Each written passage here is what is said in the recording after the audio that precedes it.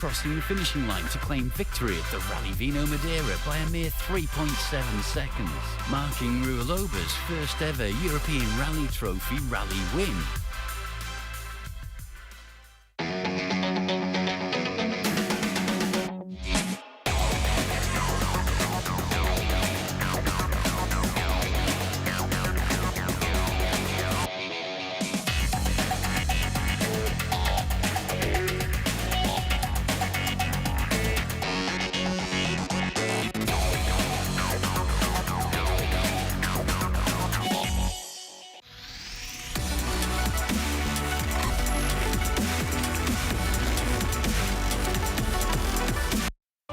Fort Montague, I'm Opal Roach. This is ZNS.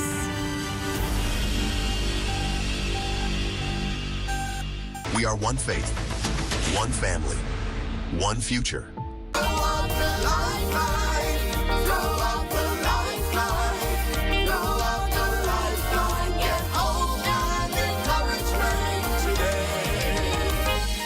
Good evening, everyone. My name is Fritz Grant III, and I'm a National Assistant Director of Youth Ministries of the Church of God of Prophecy, Bahamas. And as I look across our very own communities, I see many young adults, many young teens, many leaders, and future leaders to come that are made in the image of God, that are fearfully and wonderfully made in the image of God. When I look and see our very own communities, and even the world today, I see a people tired of the normal traditions of what the world has to offer, a desire for something more, a desire for something real, wanting something genuine, wanting something that does not give way, seeking something fulfilling in this life while in a deep, deep, deep, deep search for identity. I see many youths and many young adults and many youth leaders called with a purpose to make an impact in the world in the name of Jesus. There are answers and solutions to generational problems that are happening over and over and over in our world today that you have to answer to, because the answer is connected to your purpose, the answer is connected to your assignment, the answer is connected to your calling.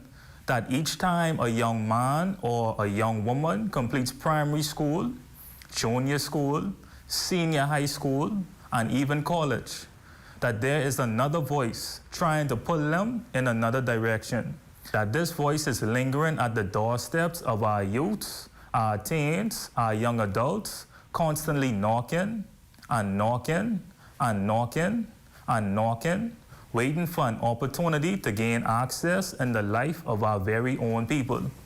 That this voice of the enemy, the adversary, can come disguised very neat and well displayed, whether in the form of a person, a connection, an opportunity that seems good, a small compelling voice within the mind of the person, and even the sudden exposure of all the destructive devices in the world today that can lure them right in. That this voice is trying to rob them of their true identity, their true purpose, rob them from stepping into everything the Lord Jesus placed over them, over their life. That this voice of the enemy, according to 1 Peter 5 verse 8, be sober, be vigilant, because your adversary, the devil, walketh about as a roaring lion, seeking whom he may devour. So remember this. There was a man in the Bible who persecuted and murdered God's people, moving with passion and a strictness against God's people, feeling as though he was commissioned to carry out this opposition against the people of God, not realizing before his encounter with the Lord that the commissioning was never supposed to oppress the people of God, but to set them free in the name of Jesus. But in the midst of everything Paul did to oppose God's people, God still viewed Paul as a chosen vessel. Acts 9 verse 14, but the Lord said unto him, referring to Ananias, who was questioning or challenging the instruction of the Lord and telling the Lord he heard many things of how much evil Paul had done to the saints. If you feel like your life is unrepairable, too far gone to get back in order, too far removed from the eyes of the Lord, or it's just simply too late to restore, come to Jesus. Your identity in this life is so important that it dictates how you think, your decisions, your movement, your choice of words, your posture as a person, and how you carry yourself altogether. This identity needs to be rooted in Christ Jesus that will then bring forth your calling or your purpose in your life that will lead to a deep level of consecration that will then bring forth your commissioning to further impact the world in the name of Jesus. Be blessed in Jesus' name.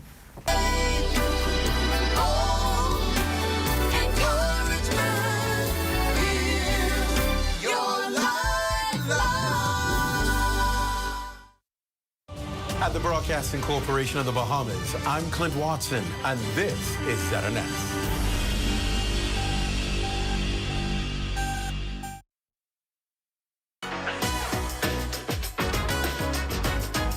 It's What's Trending with Jiminita Swain and the Bahama Beauty. At the Broadcasting Corporation of the Bahamas from Studio A. It all starts right now.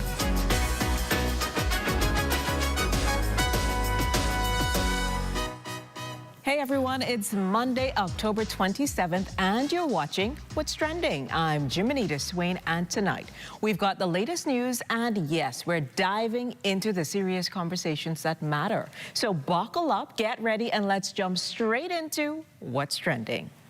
It's Global Media and Information Literacy Week, and this year it's all about minds over AI. As technology gets smarter, can we stay sharper?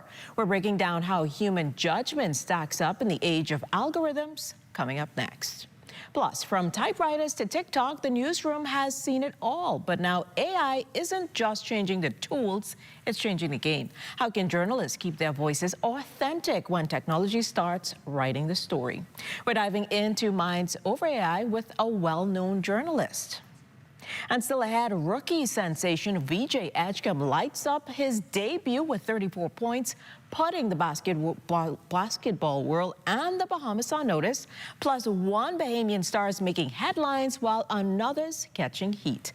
The Bahama Beauty breaks it all down next in What's the Buzz. The conversation continues right after the break.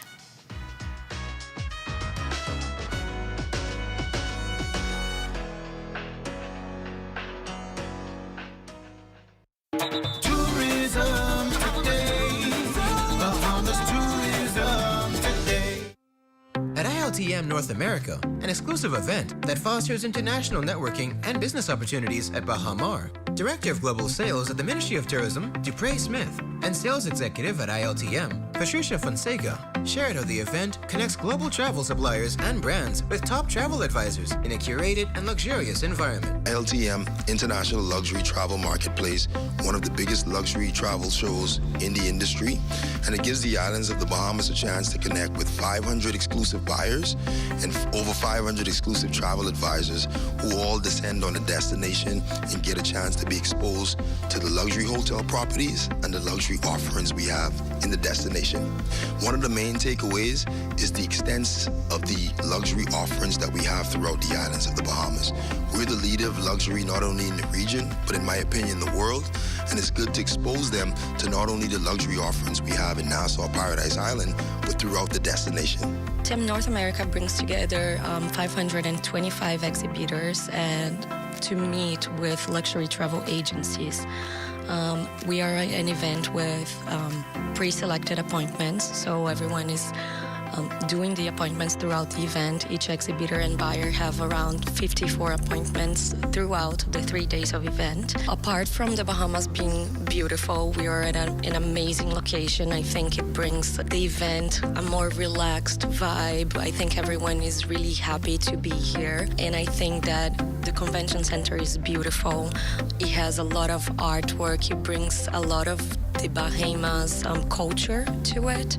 So I believe it's a big immersion to the Bahamian culture, which is really rich as well. For more tourism updates, visit Tourism Today or Bahamas.com. I'm Michael Miller, and this is Tourism Today. Our company has a simple philosophy, open hands. What do open hands mean? If you keep your hands closed, nothing comes in, nothing goes out. If you keep your hands open, a lot of things comes in, a lot of things goes out. We cannot expect to be a successful company without blessing our community and blessing our country. My good friend and valued client, Dominic Stirrup, approached me following a meeting we had and told me of the idea that he had of feeding 10,000 Bahamians on Thanksgiving. There was a lot of details to put together, had to figure out how to get it done. But at the end, it was worth it. At the end, it gave me a heart of gratitude to know that our company is reaching out to so many persons. We invite you on a journey to witness an extraordinary chapter in the story of the Bahamas Striping Group of Companies, a tale of compassion, unity, and the true spirit of Thanksgiving.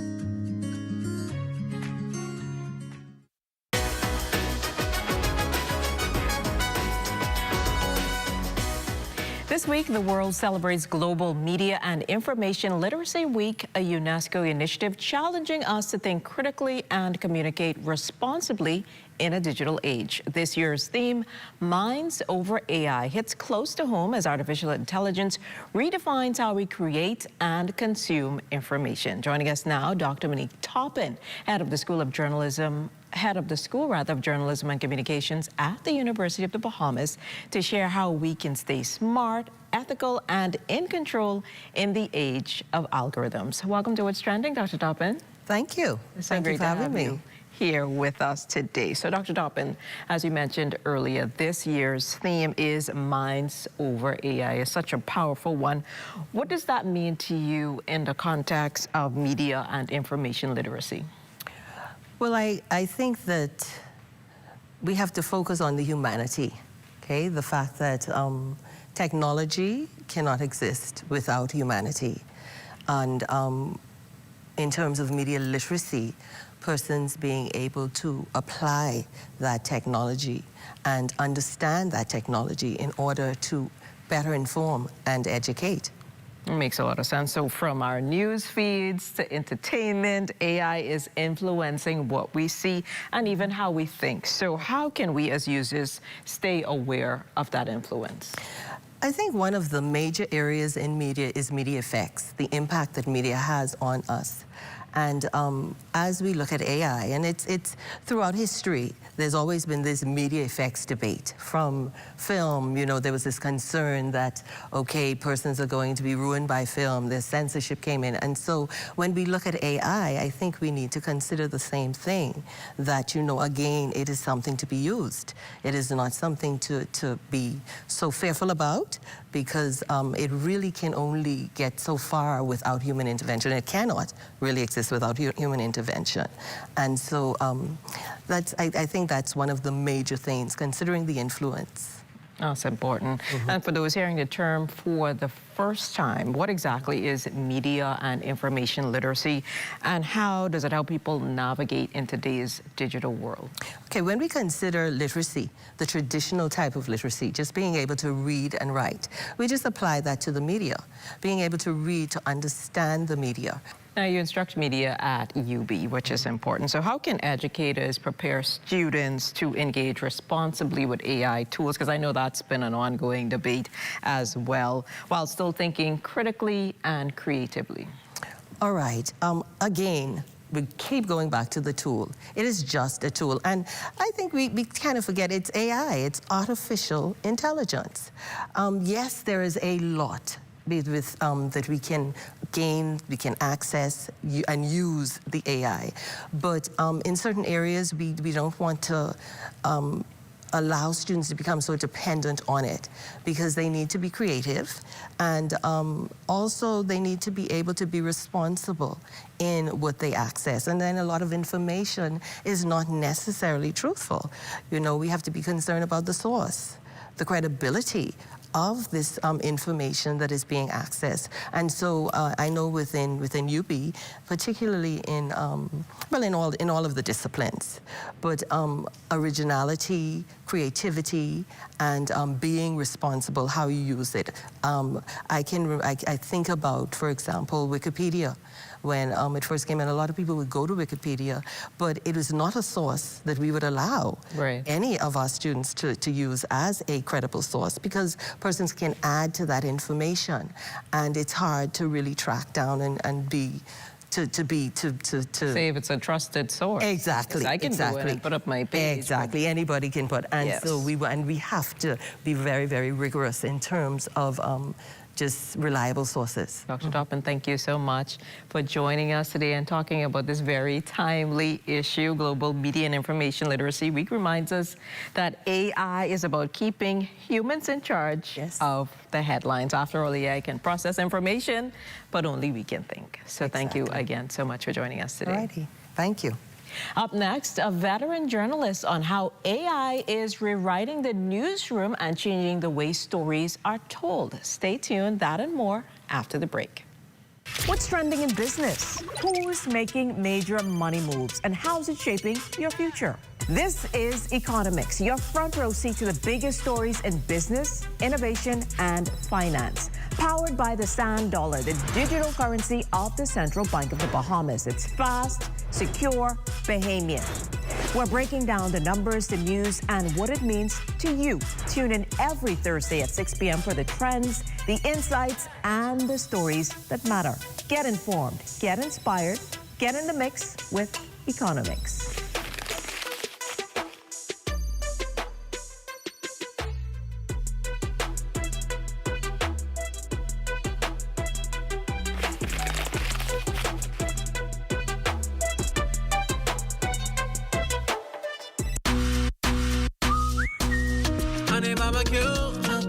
Spicy on new signature hot wings. What's your flavor?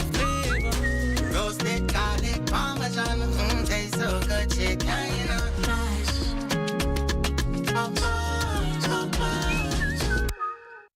Bang ding,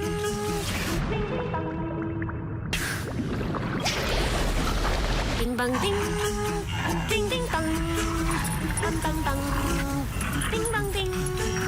Bing bang ding, ding ding bang, bang bang bang, ding bang ding, ding bang ding,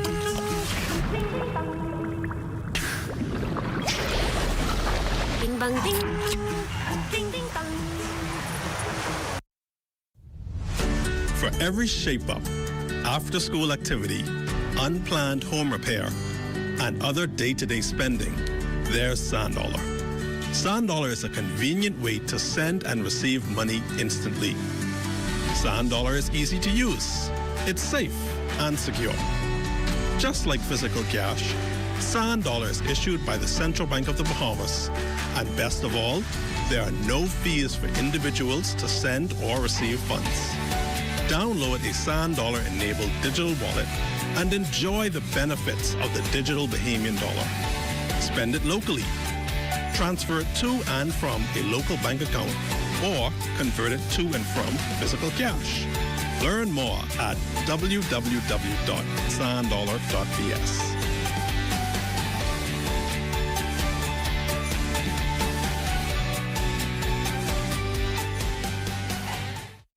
Got termites and need to get rid of them fast? Trust Rentokil Initial. With over 60 years experience in the Bahamas, the global brand, training, and expertise can't be beat. Only Rentokil Initial gives you a 3-year warranty and payment plan options on termite fumigation. No one can match the range of treatments we offer, such as fumigation, pre-construction treatments, termite monitoring, and more. No matter where you are in the Bahamas, we will come to you. When it comes to complete termite eradication, there's only one name, Rentokil Initial. The internet isn't just for surfing. There's a sea of shoppers buying online, and you can connect with them on Tingsy. Tingsy is the SBDC's online storefront built for Bahamians. Take your business to the next level by selling to customers online, both at home and around the world. People want Bahamian things, and if you got things to sell, sell on Tingsy. Find out how you can connect with a sea of buyers by visiting TingsyBahamas.com.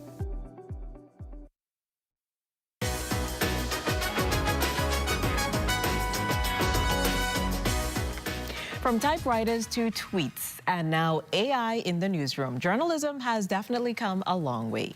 AI can write, edit, and even decide what stories we see, but at what cost to truth and trust. As we celebrate Global Media and Information Literacy Week under the theme Minds Over AI, we're asking, how do journalists stay authentic in a digital world driven by algorithms? Joining us now is Bahamian journalist Altavis Munnings, who's seen the industry evolve and knows what it takes to keep storytelling real. Welcome to What's Trending, Alto. Thank you so much. It's so good to be here. Thanks. It's great to have you here with us. So you've seen the media landscape change from traditional reporting to today's digital-first world. How would you describe the evolution of journalism over the years leading up to the rise in AI? Well, Jimanita, I actually started my journalism career at the cusp of the end of the traditional media and the start of digital media. I was the TP operator at ZNS in Freeport when I started, so I taped up the scripts, and there was a carbon copy of scripts, so it was like 3 layers of scripts. So if you made a mistake, the director would be mad because only the anchor would see the real script, but the producer or the director would see all the mistakes. In that, I also was pressed play and stop and in and out. So I've seen how the journalism industry has evolved from traditional to digital. I prefer the digital because it's much more easier. But the evolution has been so life-changing, especially for senior reporters like me, because like I said, we used to press the cassette tape and we had to listen and we had to transcribe. But the digital media has made being a journalist such an easy process. And then now we have AI, so that's changed. AI. So we're now seeing AI used in everything from writing short news stories to generating headlines and even analyzing data. So how prevalent is AI in today's media spaces, both globally and here at home, would you say? So let me say, guilty of using AI. I don't use it that much, but I subscribe to ChatGPT, which everybody usually uses, and Claude and Perplexity, and they really do help sometimes, especially when you have those long financial scripts or those scripts that are sometimes hard just for you to translate. Yeah, AI helps so much in making sure that, okay, first of all, they're going to translate them in 2 seconds. And then sometimes you have to tweak it because it may not sound like you have written it because the AI is so structured, but AI has really helped in. So you would say then that it speeds up the workflow in the newsroom. And it's an extra tool. Like, I think some people feel like, okay, AI is just it and it's gonna replace all of us. No. It's a tool. It's a tool. It's input. And output, and you still have to do the work because you still need to know what you're talking about. And you still have to like interview the people. You still have to speak with people one-on-one. Yeah, you could have an AI agent call, but say you call in a politician, they don't know who the AI agent is. That's right. They know you personally. If you call your name, they would know who you are. So I really feel as though that's how AI has been helping the journalism industry to a certain extent. Right, because I was going to say, so it's a matter of balancing that automation with responsibility to maintain accuracy and insight, with human insight, that is. Yeah, because the human insight is so...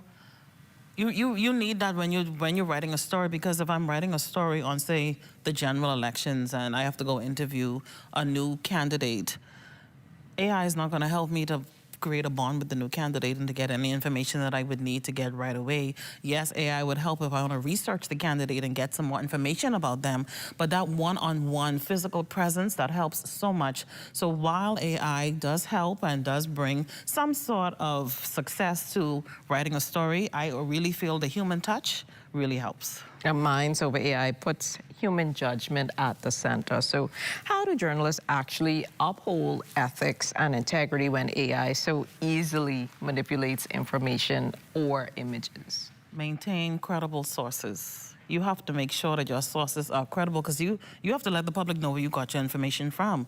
You can't just say, okay, well, ChatGPT told me that so-and-so happened. Right. You have to call the police, you have to call the defense force, you have to identify that person. So you have to check your sources. You have to check your sources. You have to check your sources on every single level when you're writing a story, because that not only shows the credibility of the story, but that shows the credibility of the individual as a reporter. And the organization. And the organization. As well. So then what advice would you give to young journalists entering the field now who will grow up in this AI-driven newsroom? Build a credible network of contacts.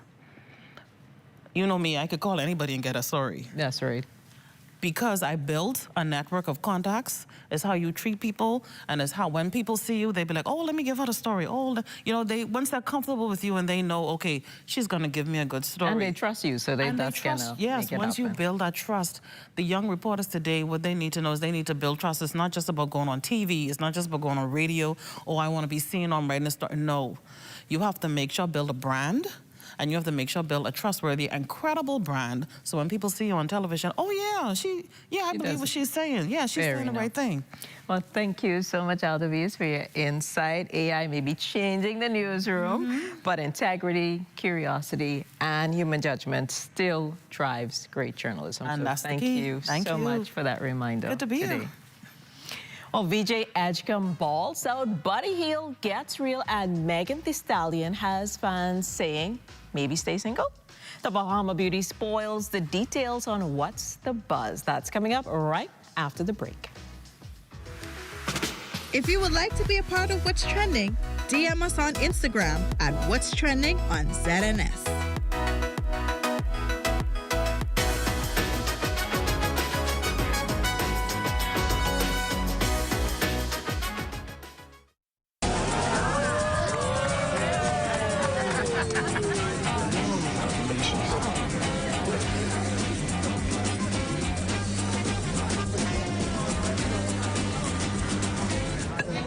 Diet-friendly special.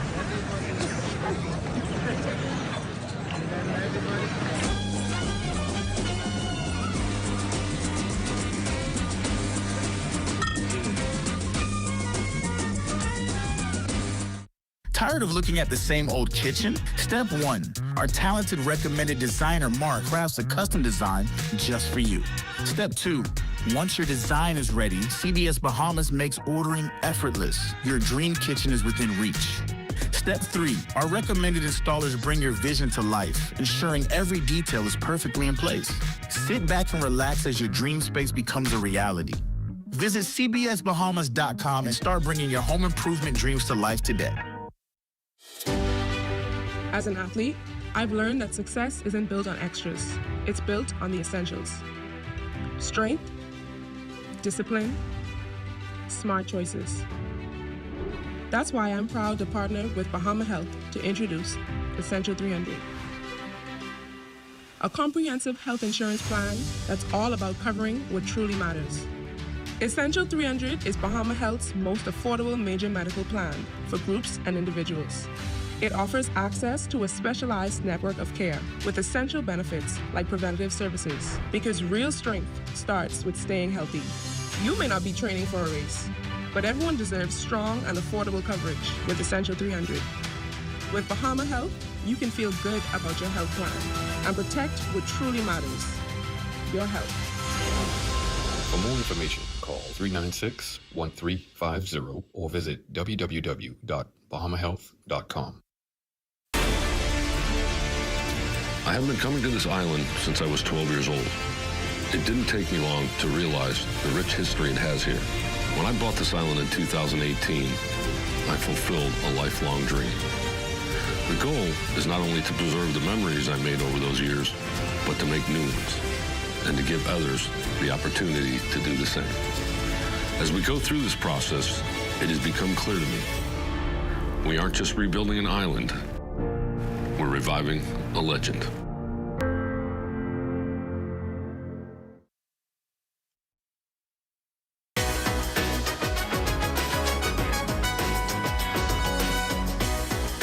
It's time to see what everyone's buzzing about this week, from Bahamian pride on the NBA court to a little controversy online. The Bahama Beauty is breaking it all down in What's the Buzz?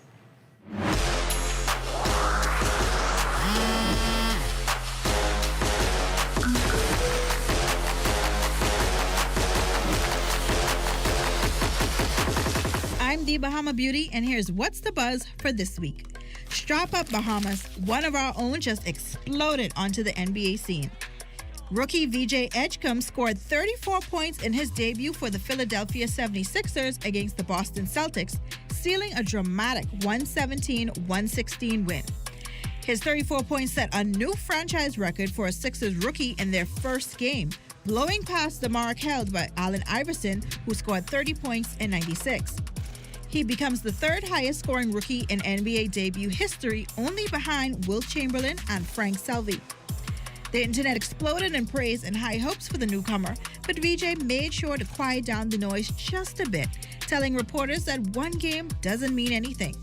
We hear you, VJ, but scoring 15 points, 6 rebounds, and 8 assists against the Charlotte Hornets in your second NBA game isn't going to keep the fans quiet.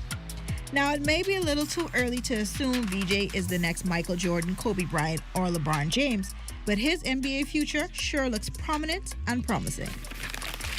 Switching lanes from hero to headline, our other Bahamian NBA star, Buddy Hield, found himself in the middle of a viral fan moment. After his loss against the Portland Trailblazers, a fan confronted Hield as he walks by his seat, accusing him of using offensive language in front of his 13-year-old son. The fan asked Hield to at least engage politely. Hield's response, which was caught on video, was blunt. "I don't care. Shut up." Of course, with a bit more expletives than that. Social media quickly roasted the fan, labeling him as an NBA Karen, while many defended Hield's reaction as dismissing unnecessary drama. The fan then posted a story time, further trying to paint Hield as the aggressor. However, alleged eyewitness accounts came forward in his comment section, saying that the fan was antagonizing Hield while he was on the warm-up bike. Situations like this raises questions about fan-player etiquette, athlete stress, and whether high-profile players should always be on for fans. Meg Thee Stallion is back on the mic with her latest single, Lover Girl, and while the beat hits and the sample's nostalgic, the chat is a bit hot and cold. Everybody's asking, is this hot girl Meg in full romance mode, or did the turbo turn up get turned down way too far? The track samples the 1996 R&B hit Kissin' You by Total and appears to be a romantic ode to her boyfriend, Klay Thompson. But fans and critics are raising eyebrows. Some say they're ready for Megan to switch it up with her sound and her content. We'll see if the keyboard comments affect streams or if Megan doubles down with the visuals and makes fans embrace her softer side.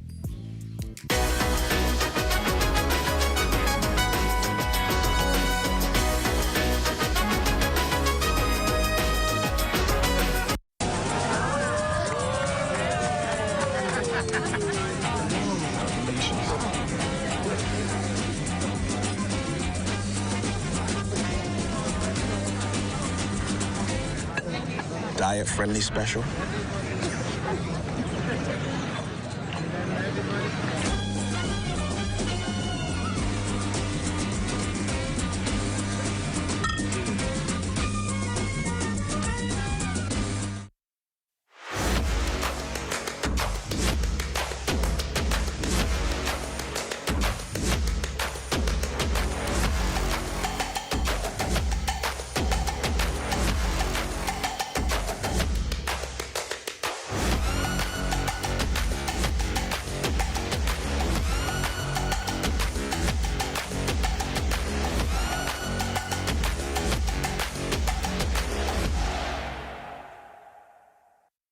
Things may be tough, but Wendy's got you covered. Grab a day single or chicken sandwich with a junior fries and 16-ounce beverage for just $6.95. Why choose less from the other guys when you can get more?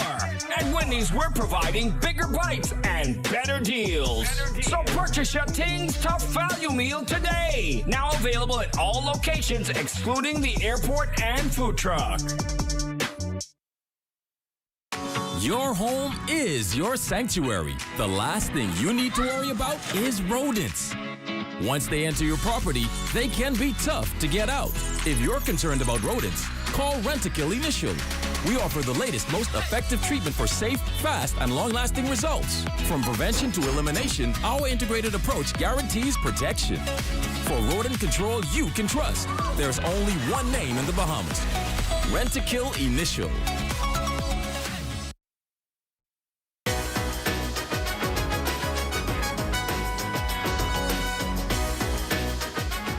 On Tuesday's Styled for Strength, we show how insurance and courage can bring hope to those facing cancer. And that's a wrap for What's Trending. Follow us on Instagram at What's Trending on ZNS for show clips and behind-the-scenes moments. See you tomorrow at 6 p.m. for more lifestyle, entertainment, and so much more.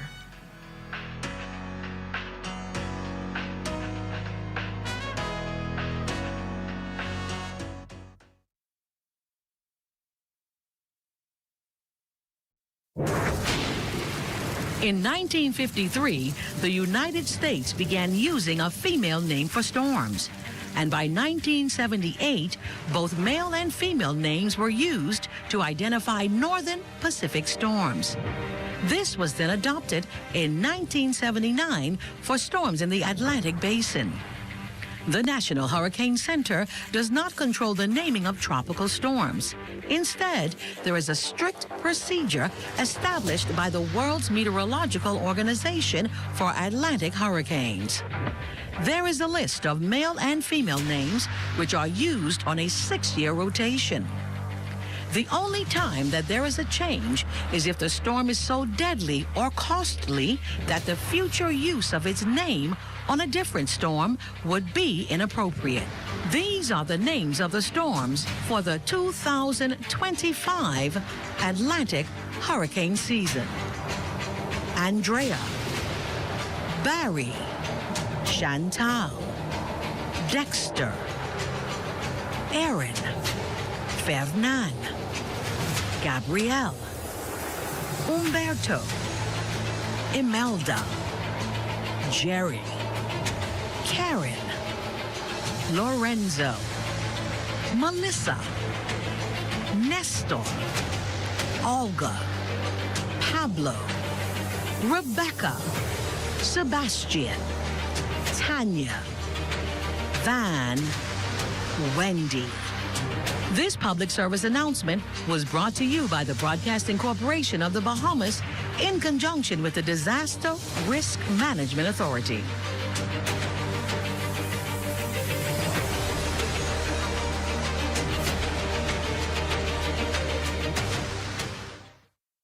The DRM Authority 2025 Official Hurricane Shelter List.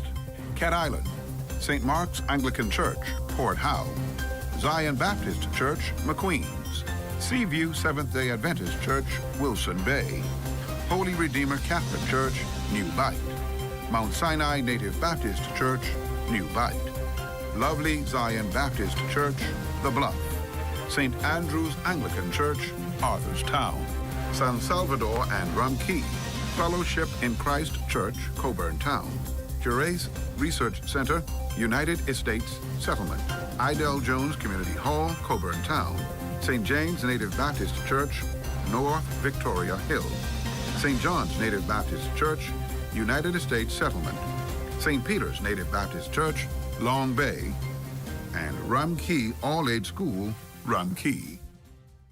Public Hospitals Authority wishes to advise the public that during a storm, hospital visitation hours, specialty clinics, rehabilitation and outpatient services, with the exception of the emergency department, are suspended.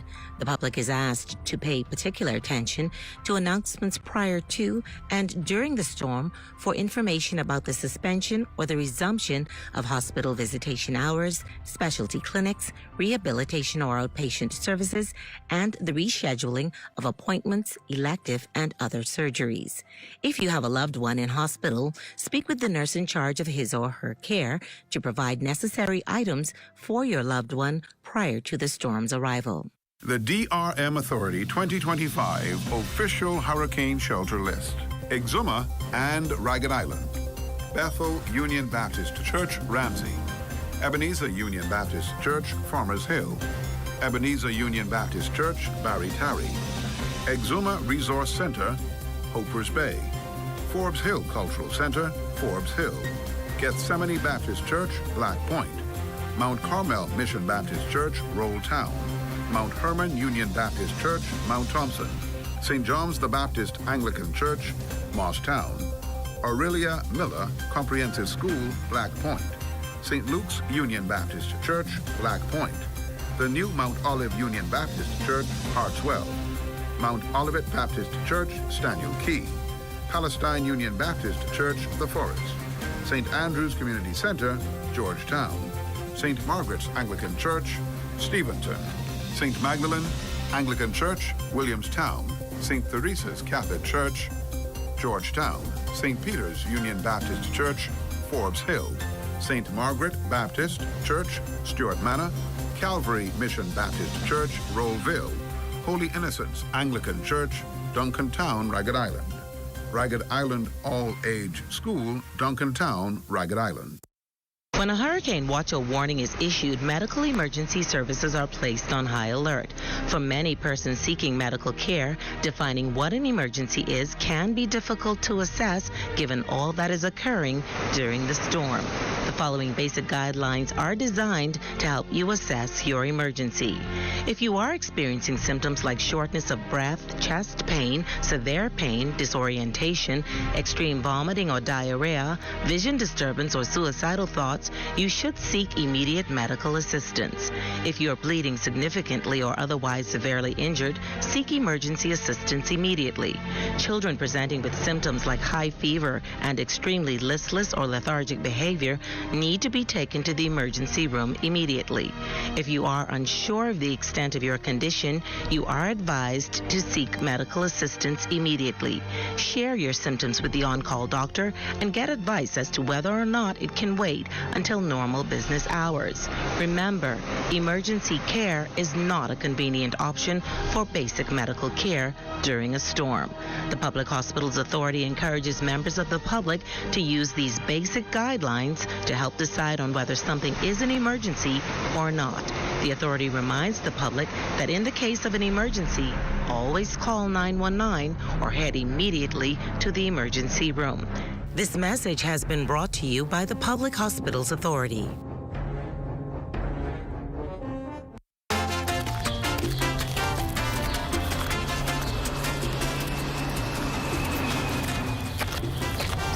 Here, these for you.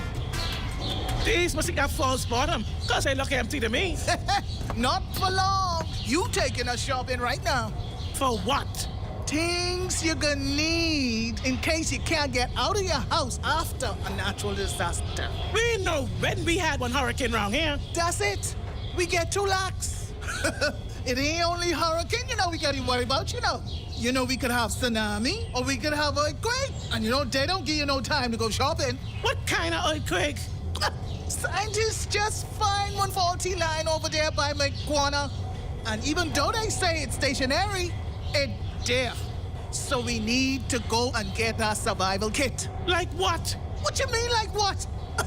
Plastic bag to put your important papers in, like water, medication, flashlight, radio, canned goods, things you need, things you might need, just in case you can't get out of your house after a natural disaster.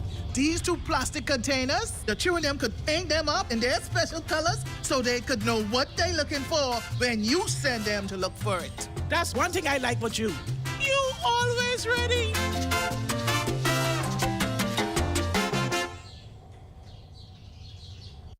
The DRM Authority 2025 Official Hurricane Shelter List. Acklands Community Center, Spring Point. Crooked Island, Church of God of Prophecy, Landrail Point, Richmond, Mosstown, and Cripple Hill residents, Cripple Hill. Landrail Point Community Center, Landrail Point.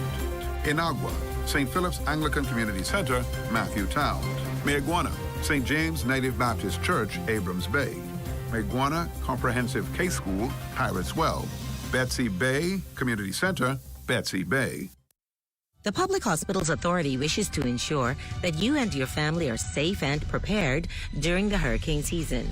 There are a few simple rules to follow that will help you to better manage your health during a storm. Ensure you have a 2-week supply of any medications you are taking. Ensure you have a first aid kit. Ensure you make contact with your healthcare provider to reschedule any appointments or procedures that may have been scheduled ahead of the storm. The public is reminded that ambulance services are only provided to service medical emergencies. The National Emergency Medical Services advises the public that once winds exceed 50 miles per hour, ambulance services are discontinued until the all clear is given. The DRM Authority 2025 official hurricane shelter list. Eleuthera, Northern District and Harbor Island. Charles Wesley Methodist Church, Lower Bogue. Mission Church of God, Upper Bogue. The Current Community Center, The Current. Haitian Baptist People Church, The Bluff. Zion Methodist Church, Current Island. New Jerusalem Church, Blackwood. Sir George Roberts Public Library, Harbor Island. Lighthouse Church of God, Harbor Island. New Alliance Church of God, Harbor Island. Eleuthera, Southern District. Church of God of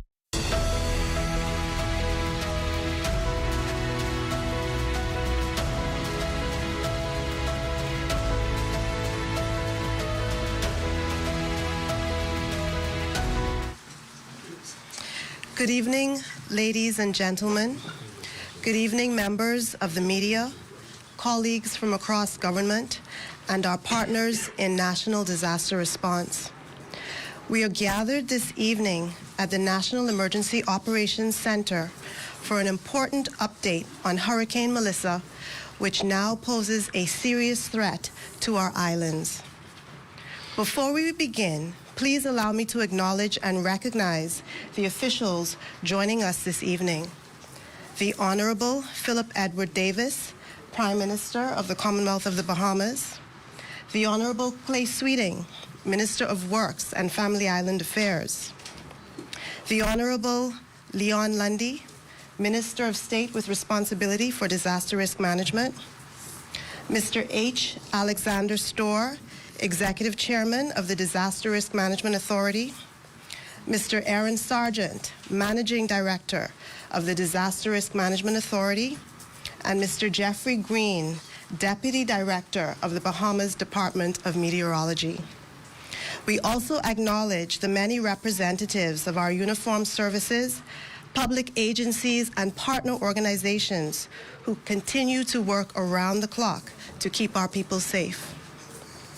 To begin this evening's briefing, we will hear from Mr. Jeffrey Green, Deputy Director of the Bahamas Department of Meteorology, who will provide the latest update on Hurricane Melissa and officially announce the escalation to hurricane warning for parts of the Bahamas.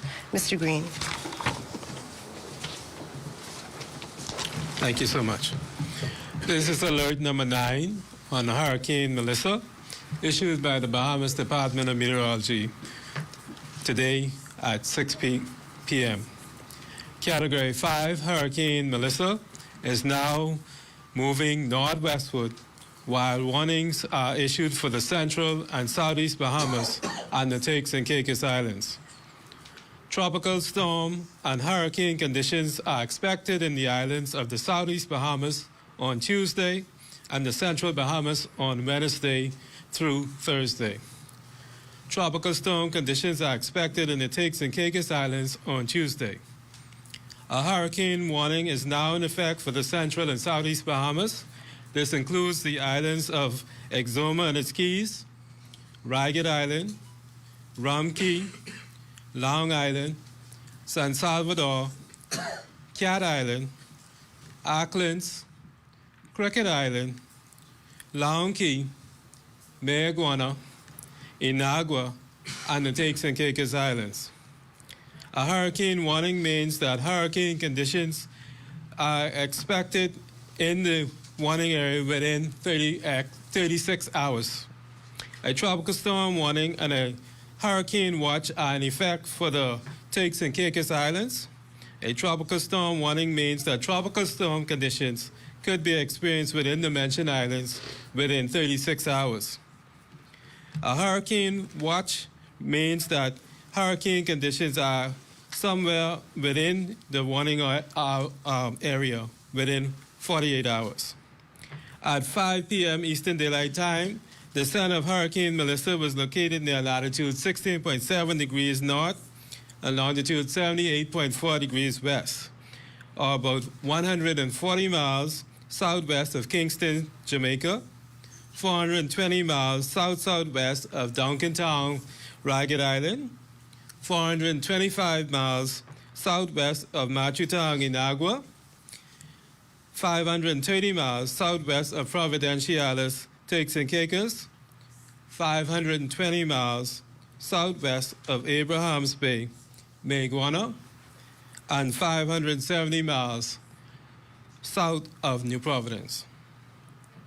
Hurricane Melissa is now moving towards the northwest at 3 miles an hour. A slow turn towards the north is expected later today, and a slightly faster forward speed is expected on Wednesday and Thursday.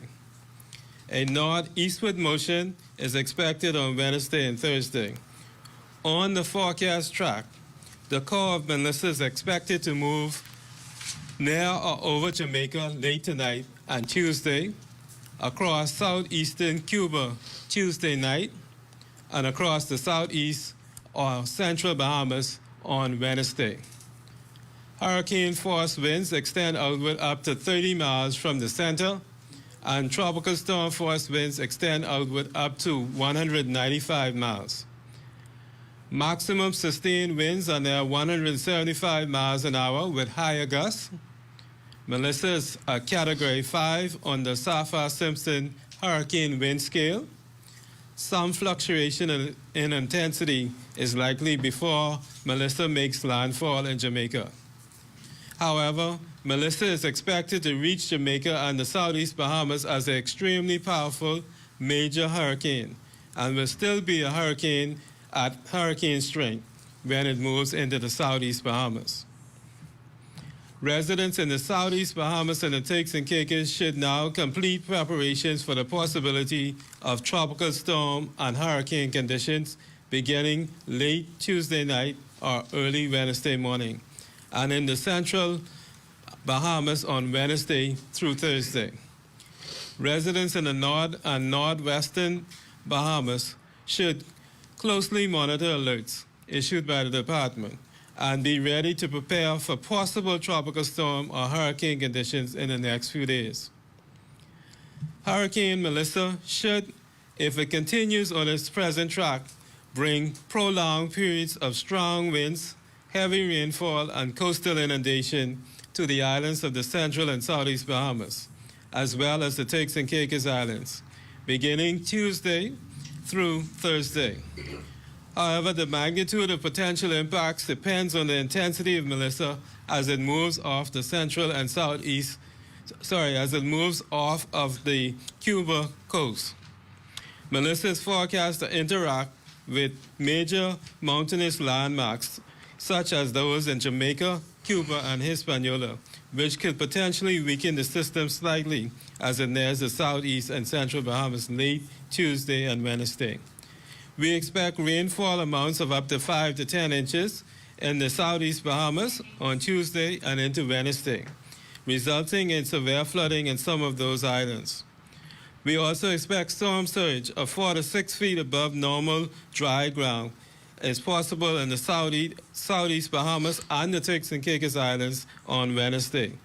So we look at the storm as potentially being a strong Category 2 hurricane as it moves off of Cuba and is expected to move quickly northeastward and impact most likely the areas of the Crooked Island and Auckland's area as it moves towards the northeast.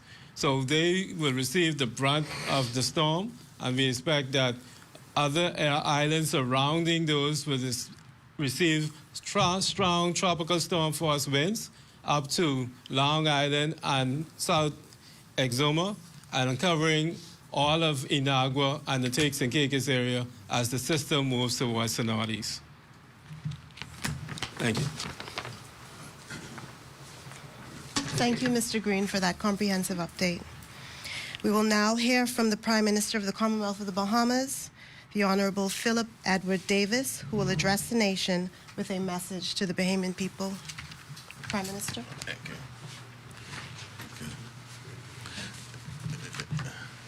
Good night to everyone. This morning, I received a full briefing from the Disaster Risk Management Authority, DRM, and the Bahamas Department of Meteorology on the latest forecasts for Hurricane Melissa.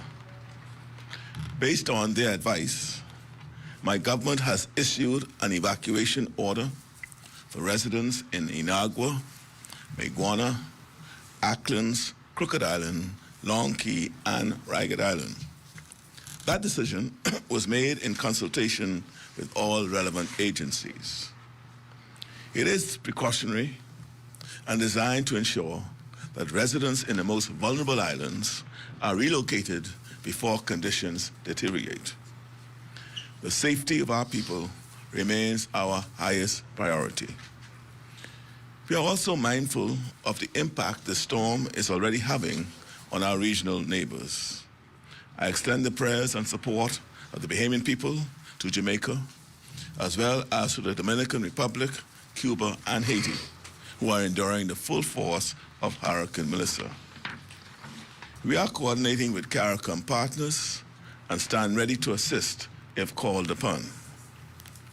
At this stage, forecasts indicate that Hurricane Melissa will primarily impact the southeast Bahamas, with tropical storm to hurricane conditions expected from early Tuesday into Wednesday.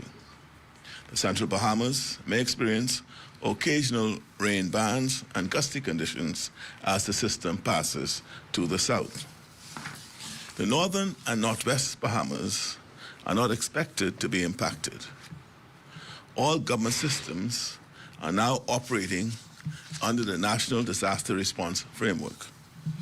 The DRM Authority is coordinating directly with the Royal Bahamas Defense Force, Royal Bahamas Police Force, Family Island Administrators, Public Hospitals Authority, the Ministry of Works, the Ministry of Social Services, and the Bahamas Power and Light. Pre-positioned supplies have been deployed to the southeast and central Bahamas. Air and maritime assets are in place for transport and evacuation support. Shelters across the affected islands have been inspected, staffed, and are now operational. I want to commend the teams working under difficult circumstances to protect lives and property, particularly our Family Island administrators, local government officials, and members of the National Emergency Operations Center. I also wish to recognize the National Youth Guard, whose members are actively assisting with shelter operations, logistics, and public safety coordination. Their professionalism reflects the discipline and readiness we expect of national service. To the residents of the Southeast Bahamas, please follow the evacuation orders. Do not wait until conditions worsen.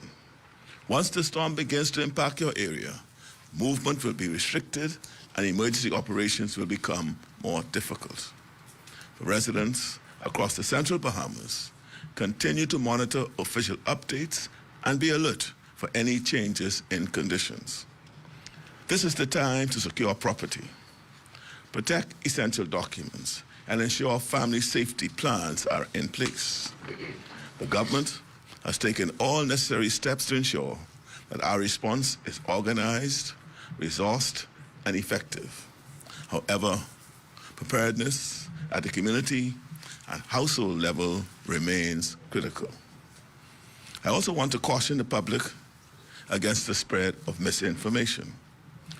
Please rely only on official updates issued by the Bahamas Department of Meteorology, the DRM Authority, and the Office of the Prime Minister. Unverified reports create confusion and put lives at risk.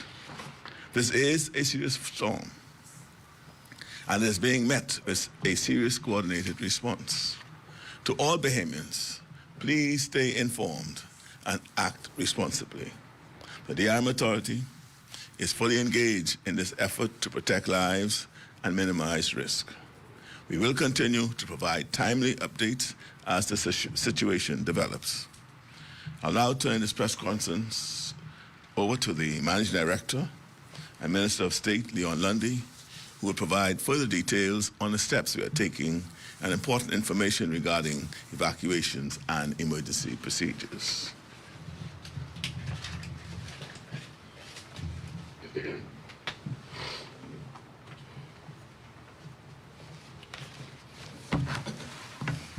Thank you, Prime Minister. Good evening. As our nation continues to prepare for the approach of Hurricane Melissa, I wish to begin by commending the extraordinary dedication of the many Bahamians who have worked throughout this day. Across our islands, we have witnessed professionalism, compassion, and national unity at its best. Our family island administrators have been the backbone of this operation. They have provided steady leadership on the ground, ensuring that every resident is informed, that transportation is organized, and that the most vulnerable amongst us receive the help they need. The Disaster Risk Management Authority has led this response with focus and coordination, maintaining constant communication with the Family Islands, the Department of Social Services, the Royal Bahamas Police Force, the Royal Bahamas Defense Force, Bahamas Air, Public Health, and our many partners to make sure every piece of this national effort moves together. The Department of Social Services has been at the center of shelter management, guiding evacuees with care, empathy, and professionalism. Their officers, along with the dedicated volunteers, have managed the intake process at the Kendall G. L. Isaac Center, ensuring that every person arriving from the Family Islands is treated with dignity and compassion. We extend deep appreciation to our partners at Bahamas Air, Global Support and Development, Sunrise Airways, and Inter-Caribbean Airways. Your cooperation has been essential in safely removing residents from the southern islands to higher ground. Every flight you have operated has represented a family safeguarded and a community protected. I also wish to recognize the men and women of the National Youth Guard. This program, conceived by our Prime Minister, the Honorable Philip Davis, has once again proven its value to the nation. These young people have shown discipline, courage, and commitment, serving tirelessly in shelters and coordination centers across New Providence. They represent the next generation of leadership and service in the Bahamas. Our gratitude also extends to Rotary Bahamas for their unwavering volunteerism and compassion. In every moment of need, they continue to show up for our people. As of this evening, I am pleased to report that the first group of evacuees from Inagua arrived safely in New Providence, and a second plane has just landed to carry another 120 persons. They were processed at the Kendall G. L. Isaac Center before being transferred to shelters. In addition, approximately 100 evacuees from Auckland were safely transported, including elderly and medically vulnerable individuals who were given priority assistance. Evacuees are now being housed across 7 activated shelters on New Providence, the Nassau Village Community Center, New Bethlehem Baptist Church, Remnant Tabernacle Church of God, Epworth Hall, which serves as our special needs shelter, Breezes Hotel, the New Providence Community Center, and the Fox Hill Community Center. The Disaster Risk Management Authority, the Department of Social Services, and the National Emergency Operations Center remain in continuous communication, closely monitoring shelter capacity, transport logistics, and storm development. Supplies are being managed carefully to ensure that we can support all evacuees and any additional arrivals as conditions evolve. I want to again thank the people of Mayaguana, Inagua, Crooked Island, Auckland, Long Key, and Ragged Island for your cooperation and courage in following the evacuation orders. Because of your wise decisions, hundreds of Bahamians are now safe and secure tonight. Evacuations will continue through Tuesday. However, there will be a cutoff point, after which flights will cease and emergency assistance will be paused until the all clear has been issued. To those who have not yet chosen to evacuate, I urge you to do so now. Once the storm arrives, it will not be possible to reach you until conditions improve. For residents on islands under hurricane warning, but not under evacuation order, I encourage you to continue preparing. Secure your homes, check on your neighbors, and prepare to shelter in place.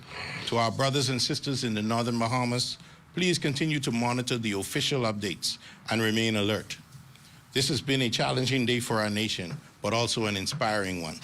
Across every island, airport, and shelter, Bahamians have shown discipline, unity, and love for our country. That is the strength that defines us as Bahamians. Let us remain vigilant, let us stay prepared, and let us continue to look out for one another as one people, united in faith and purpose. Together, we prepare, together, we protect, and together, we will prevail. Thank you, and may God continue to bless and keep the Commonwealth of the Bahamas safe during this period. Thank you. Thank you, Minister, for those updates and words of encouragement. We will now move to the question and answer segment, and the Minister will field questions along with the Managing Director. Is there any, is there any repercussions for persons that don't evacuate, given the mandatory evacuation? As Minister Lundy alluded to, once the evacuation pauses for the passage of Hurricane Melissa, you will be cutting yourself off from any support that we can be able to provide. So we strongly encourage the following of those mandatory evacuations. Those in those family islands, one thing I would like to say is to follow the guidance of the administrator, who is the lead on the ground representing the authority.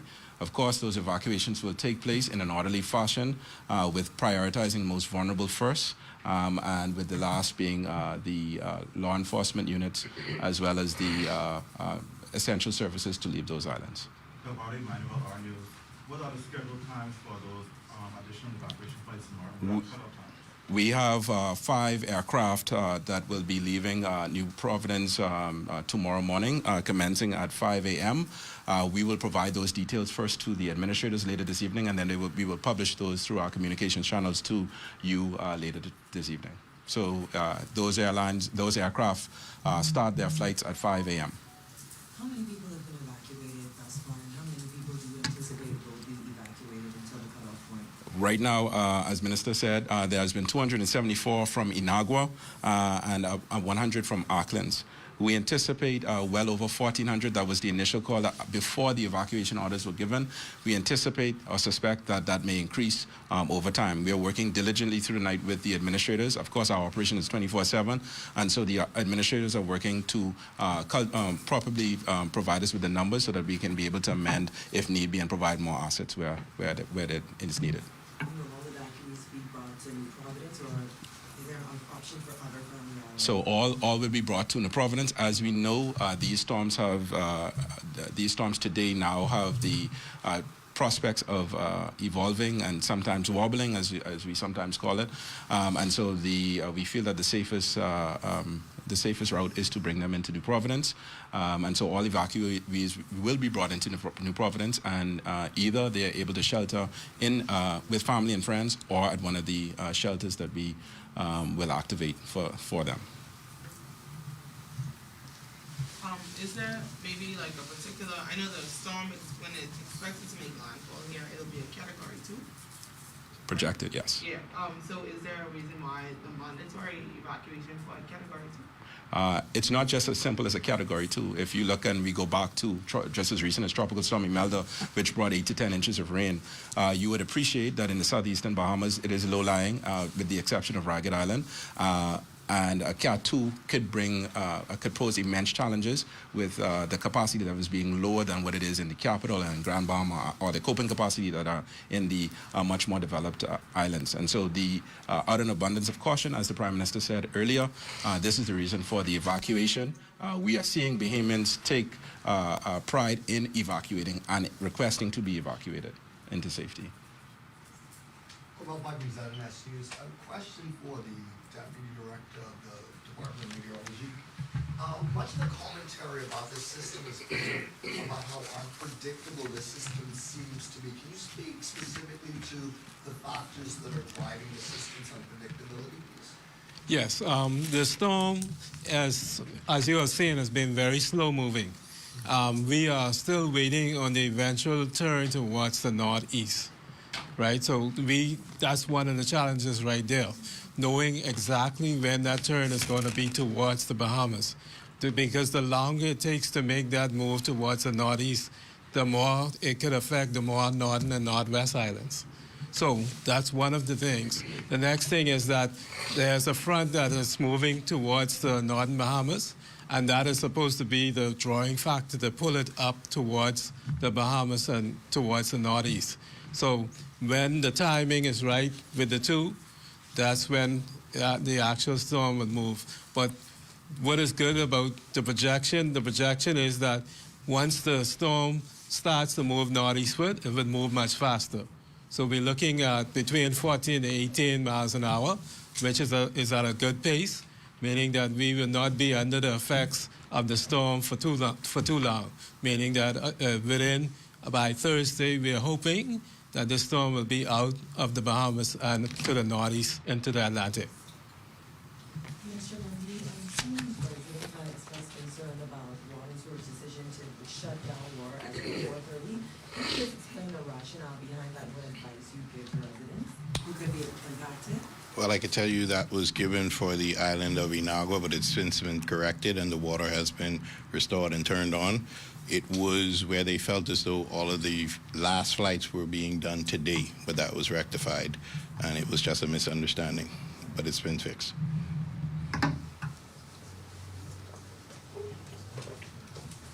And just a follow-up to that question concerning why on the evacuations, as we've just ratified, the Prime Minister and the Interministerial Committee on Disaster Management has ratified the National Disaster Protocols. A major Category 2, 3, or 4, or 5 storm is considered a Tier 3 emergency as it impacts multiple islands, which necessitates the full activation of the National Disaster Emergency Operations Center, as well as potential evacuation orders. So it's just not something that we are pulling out, randomly doing. It is with regards to our National Disaster Coordination Protocols.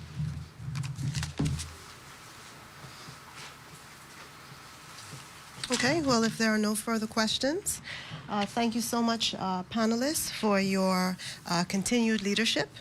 And we remind the public to stay safe, stay prepared, use the resources that are available to you. GetReady.gov.bs, which has preparedness information. And together we will stay safe and we will weather the storm. Good night, everyone.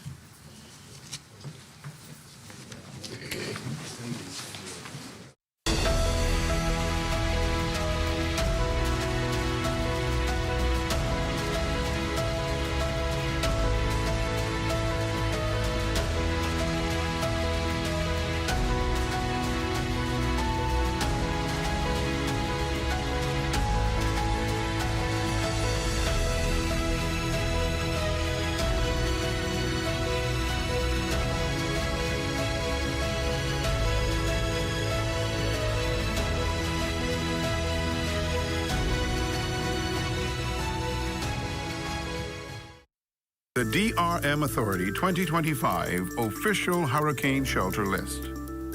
Abaco Central District, Central Abaco Primary School, Marsh Harbor, Friendship Tabernacle, Dundas Town, Guanakee Primary School, Guanakee, Manawar Primary School, Manawar, Hope Town Primary School, Hope Town. Abaco Northern District, Amy Roberts Primary School, Green Turtle Key, Faith Walk Church of God Community Center, Cooperstown, Grand Key All-Age School, Preschool Block, Grand Key. Abaco Southern District, Crossing Rocks Primary School, Crossing Rocks, Moores Island School, Moores Island, and Soul Seeking Ministries, Moores Island. And that was the list of the 2025 Official Hurricane Shelter List of the DRM Authority. At the Broadcasting Corporation of the Bahamas, I'm Clint Watson, and this is ZNS. ZNS News is brought to you by the new BTC. Fiber is here. Faster, stronger, more reliable. Together, we are unstoppable. Switch today. Coming up in the Bahamas tonight, hundreds of Bahamians heed the call for mandatory evacuation as explosive Hurricane Melissa nears. Plus, the story of a modern-day Moses after a newborn baby is rescued from bushes in southwest New Providence. And the alleged culprit behind a pregnant woman's slaying, formally charged with the crime. The Bahamas Tonight, the National Report, starts now.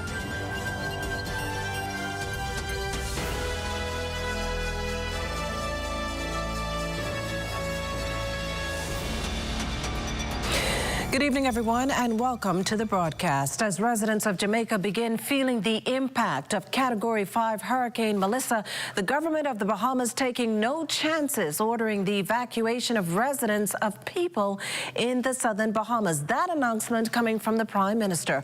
With the latest, we go now to our Corvell Pyfrom, who is live tonight from the DRMA's press conference just moments ago. Corvell? All right, so a couple of developments here to report to you, Makushla, as we got this briefing that just wrapped up here at the Disaster Risk Management Authority's head office on Gladstone Road just moments ago. Prime Minister, the Honorable Philip Davis, addressing the nation, saying that this is a time for preparedness, urging residents in those vulnerable areas. We're talking particularly of the central and southeastern Bahamas, which will begin to feel the impact of this now Hurricane Melissa, which is at this point a Category 5.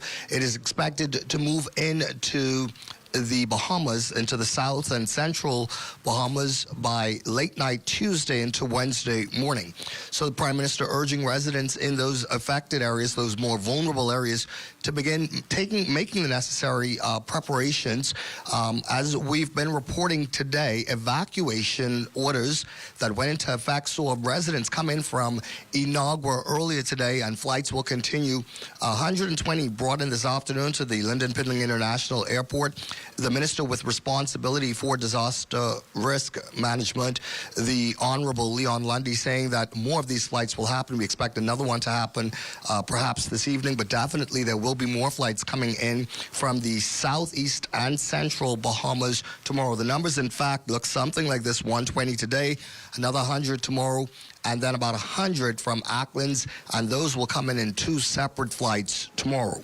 All right, so the way that the storm appears to be at this point, it is headed now for the island nation of Jamaica, moving into that country as a Category 5 storm. Most projections indicate that this will be perhaps one of the most serious storms that Jamaica has seen in recent history. From Jamaica, it's expected to make landfall into Cuba, and then after Cuba, the Bahamas, again, the southeast and central Bahamas, expected to be the areas first impacted. But of course, folks from the Department of Meteorology, the officials there, tell us that the Bahamas will remain under the gun most likely through Thursday. Some other late-breaking details to tell you about: the Ministry of Education announcing the closure of schools in the southeast and central Bahamas. Those schools will be closed from beginning today through tomorrow, with more advisories to come later. All right, so that is the very latest for where things stand, where we are right now. We're again at the Disaster Risk Management Authority's head office on Gladstone Road. Corvell Pyfrom, let's go back to you, Makushla. Well, thanks, Corvell. Now, just to piggyback off what was said about flights, as Hurricane Melissa inches closer to the Bahamas, all efforts are being made to move residents in the projected path of danger to safety. Lloyd Allen has been posted on the island of Inagua. He tells us how many heeded the call to get out. Well, Makusha, that's absolutely right. Right now, myself and cameraman Victor Adderley, we're in southern Bahamas. This is on the island of Inagua, as you stated, and this is now the southern point near Heroes Community Park. Now, we arrived here on the island just shortly after 11 today, and since we've been here, it's been a mad rush for many residents. Just under 1,000, we've been told, who have been preparing ahead of the arrival of Hurricane Melissa. Now, while some residents have decided to evacuate, there are a number of residents that have decided to stay. We also spoke with a number of those residents throughout the course of today. Monday, signs of sea swells and busy streets the same on Inagua as residents prepare for an expected impact of Hurricane Melissa, now pegged as a catastrophic hurricane with winds near the center in excess of 175 miles per hour. Following that address earlier Monday by Prime Minister the Honorable Philip Davis on Hurricane Melissa and its possible impact to the Bahamas, a number of islands identified as evacuation zones, including Inagua. The Bahamas Department of Meteorology has advised that Hurricane Melissa is forecast to begin affecting the southeast Bahamas by early Tuesday morning, with conditions deteriorating through Wednesday as the storm tracks across the area. Island Administrator Kiwana Gibson says efforts began a few days ago in preparation for this event. Preparations would have begun from about Saturday because we wanted to get ahead of it with watching the storm. So we would have sent a message to the community to get a general interest of who would be interested in going on any evacuation flight should an evacuation order be issued. And so at last count, we were roughly looking at a little over 500 residents that would have expressed interest in being evacuated. Gibson also indicating that an accident unrelated to the hurricane occurred on Gregory Street, a major thoroughfare on the island, leading to a temporary cut in power supply. There has been an accident. However, BPL has been dispatched and is currently working on having the necessary repairs made. Residents also flocked to the Inagua airport, hoping to get on that initial evacuation flight, like construction worker Derek Lang. Today, on Monday, we got the call that we should be to the airport, and the flight is for 1:30. And most people who on this flight is to be here.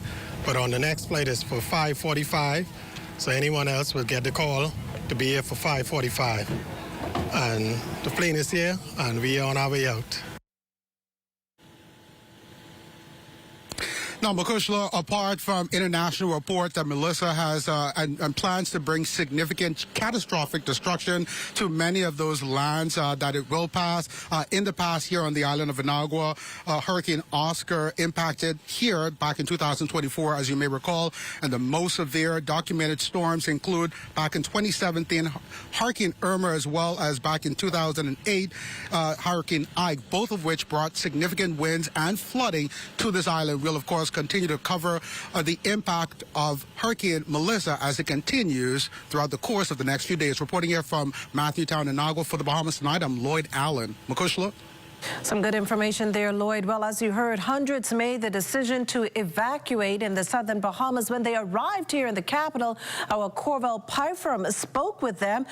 Here's what Simone Murphy and fisherman Dennis Burnside shared with us. On Saturday, we were told to come to the administrative office to write down our name if we wanted to evacuate. And then we saw on notices this morning that the flight was coming, so we just made the necessary preparation to come. And at the airport, it was a bit of confusion, but everything got sorted.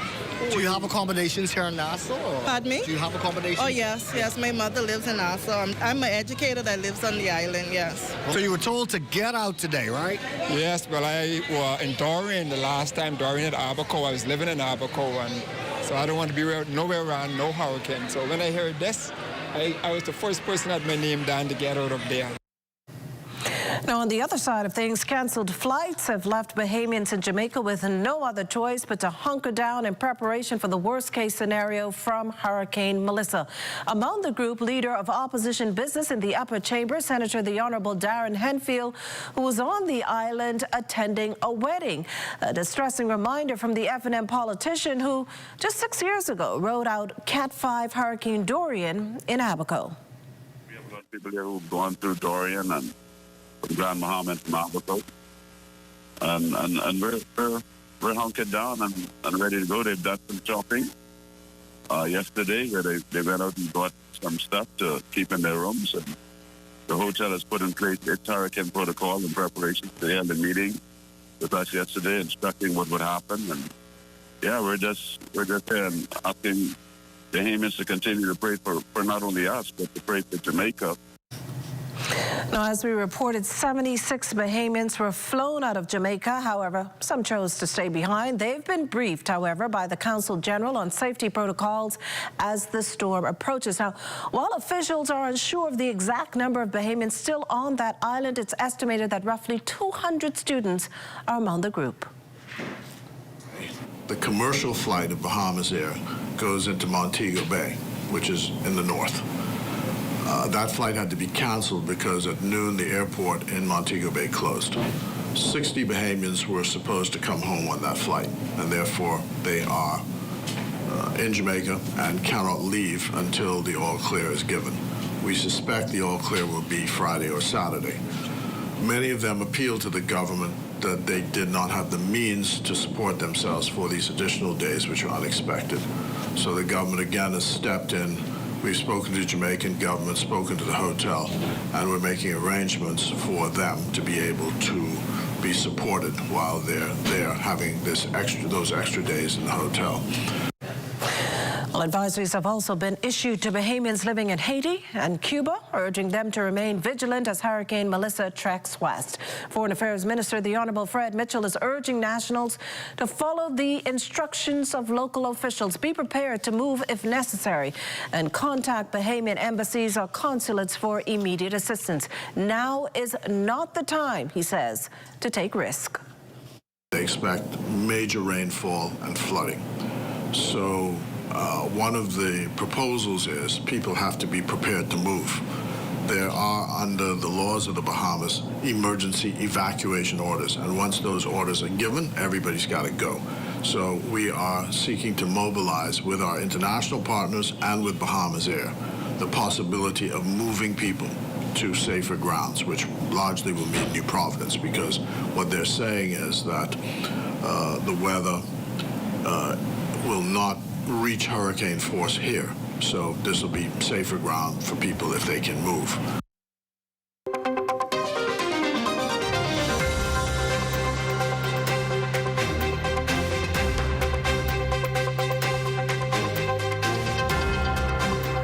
It's time now for your first look at the tropics, and it is brought to you by the Disaster Risk Management Authority. And tonight, we continue to track very dangerous Hurricane Melissa, which is now a Category 5 hurricane, packing winds of 175 miles per hour. As of 5 o'clock this afternoon, the center of circulation was some 140 miles to the southwest of Kingston, Jamaica, and it seems as though the eye might just miss the shorelines of Jamaica as it makes that trek towards the northwest now at still a very slow pace, 3 miles per hour towards the northwest, and a further turn towards the north and then towards the northeast. And that is when we expect some acceleration in the forward movement of this system. Now, in terms of timelines, we anticipate that this Category 5 hurricane would make landfall during the early morning hours of Tuesday. So we're only hours away before landfall as a Category 5. But as it moves over Jamaica, it's going to encounter those mountains, and hence we anticipate some weakening of this system. So it should emerge off the northeast coast as a Category 3,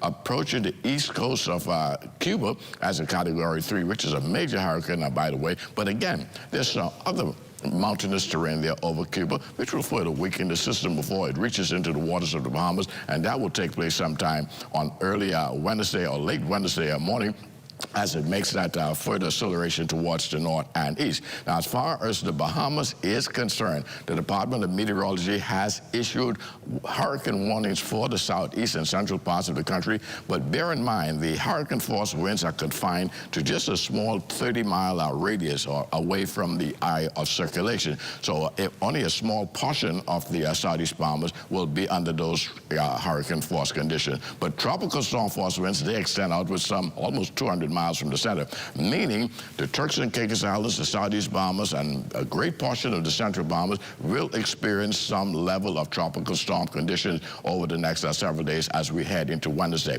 Wednesday morning, everything starts to go downhill. The entire day on Wednesday, the Southeast and Central Bahamas will be under tropical storm conditions. Crooked Island and Acklands is where the core of those hurricane force winds are expected, and that is going to take place sometime on Wednesday afternoon between 5 and 7 o'clock in the evening. So residents in Crooked Island, Acklands, Long Key, those, and they also will throw Maguana in there as well, because they're going to be very close to Maguana. They can brace themselves for possible hurricane force conditions. Makishla. Well, thanks, Basil. Coming up, a disturbing discovery made in southern New Providence. You're watching the Bahamas Tonight, the National Report. That and more in a moment. You have enough things to worry about. Living in a world that can seem opposite of the things you are trying to accomplish. I can need a little help with this month. We're here to let you know that you don't have to go at it alone. Choose peace of mind. Choose comfort. Choose CB. Commonwealth Bank, leader in personal banking services.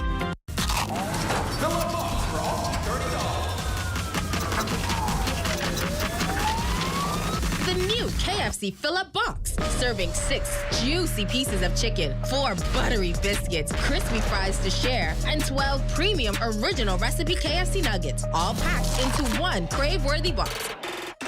So dig in and do whatever the crunch you want with the KFC Fill-Up Box. Only at KFC, it's finger-licking good. While others see customers as numbers, we see our customers as people, neighbors, friends who deserve more than one-sided connections. That's why we are redefining what real connection is by prioritizing our customers and showing our appreciation by putting our money where your loyalty is. BTC customers, claim your $200 Bahamas Air gift card when you add postpaid mobile to your internet plan.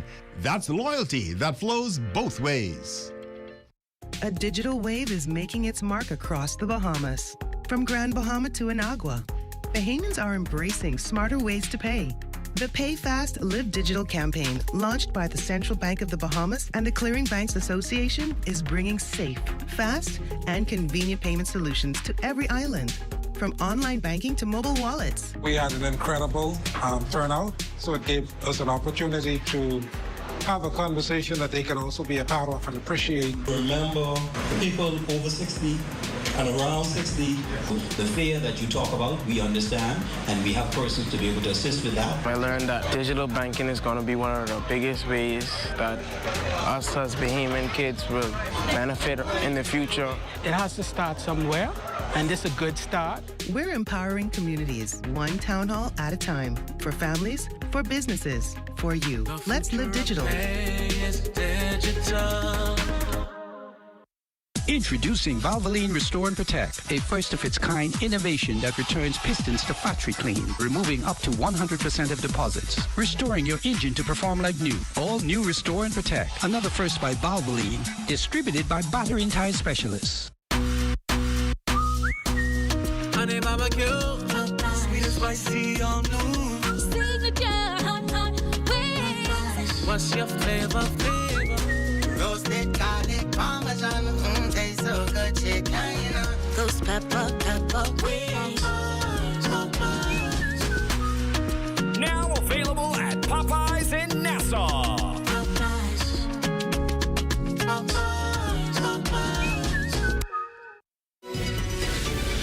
You're looking at a shot there of St. Matthew's Anglican Church on the corner of Church and Shirley Streets, built in 1802.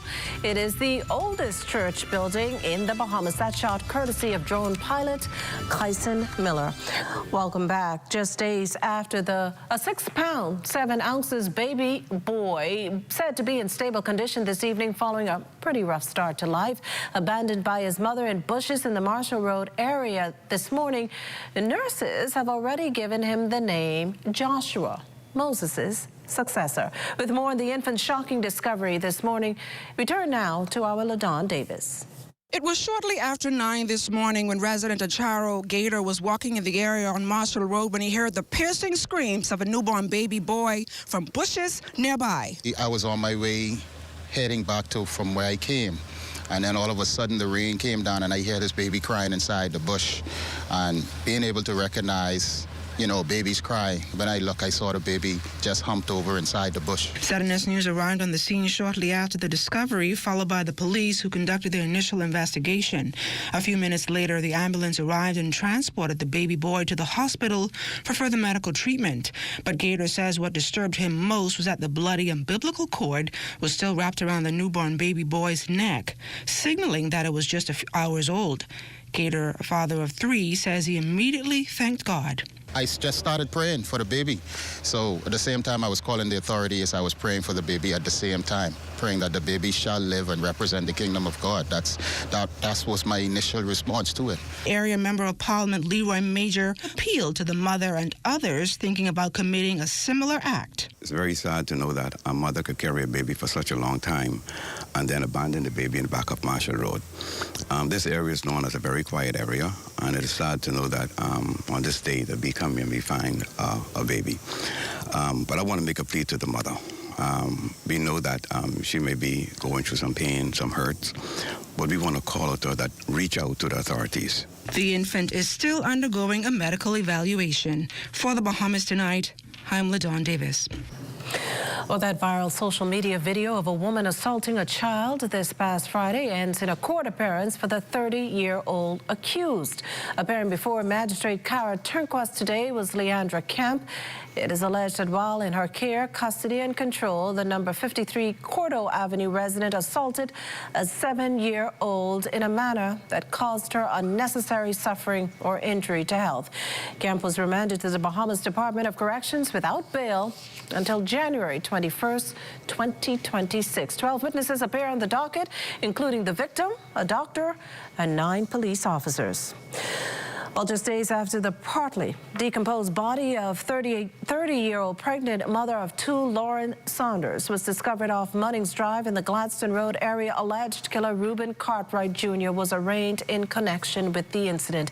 In court, Chief Magistrate Roberto Reckley formally charged the 31-year-old with intentionally and unlawfully causing Saunders' death on Sunday, October 19th. Cartwright was not called on to enter a plea to the indictable offense, and bail was denied. However, the chief magistrate informed the accused that he can apply to the Supreme Court for bail. And the magistrate asked Cartwright if he had any questions. He said no.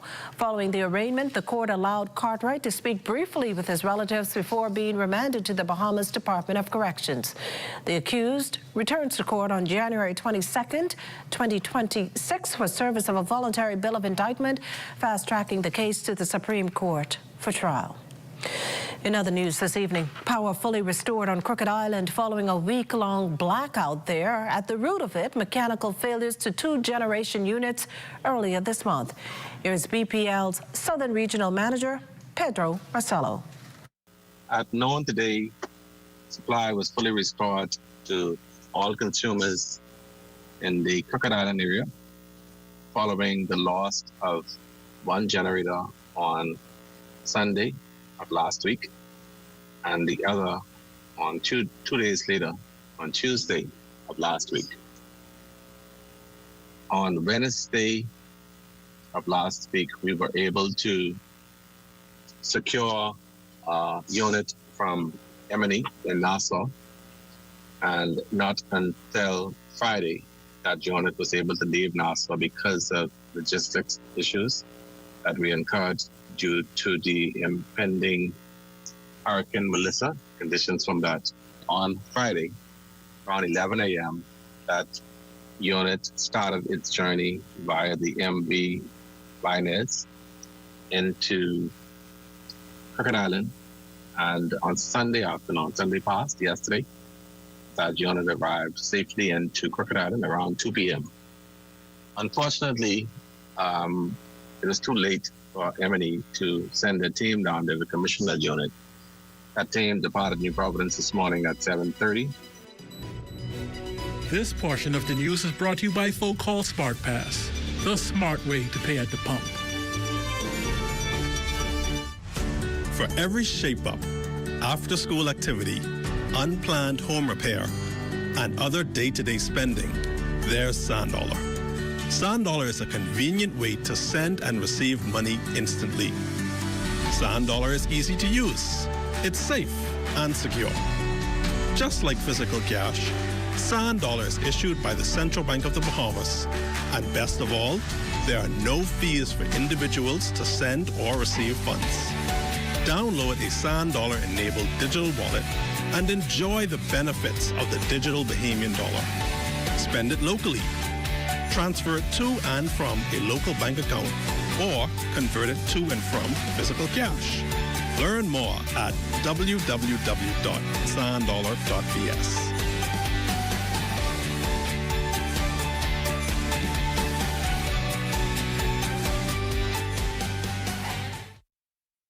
Find your future with certificate courses from the University of the West Indies. Fast and affordable, our courses give you the skills to get hired, promoted, and ahead of the game. Choose project management, supervisory management, law for human resources, business and commercial law, and even technical skills like Canva design, web design, and computer repair and networking. Register now at global.uwi.edu/Bahamas or WhatsApp 456-6687. The University of the West Indies, Global Campus, the Bahamas. Blessings gonna find me here.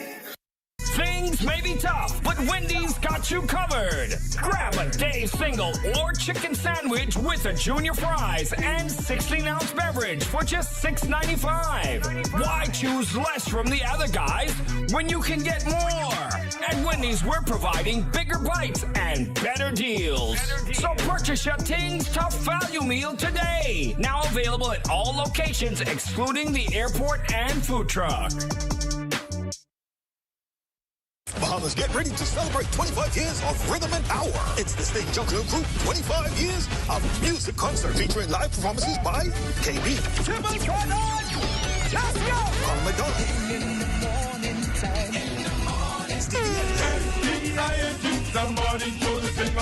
Dynamite,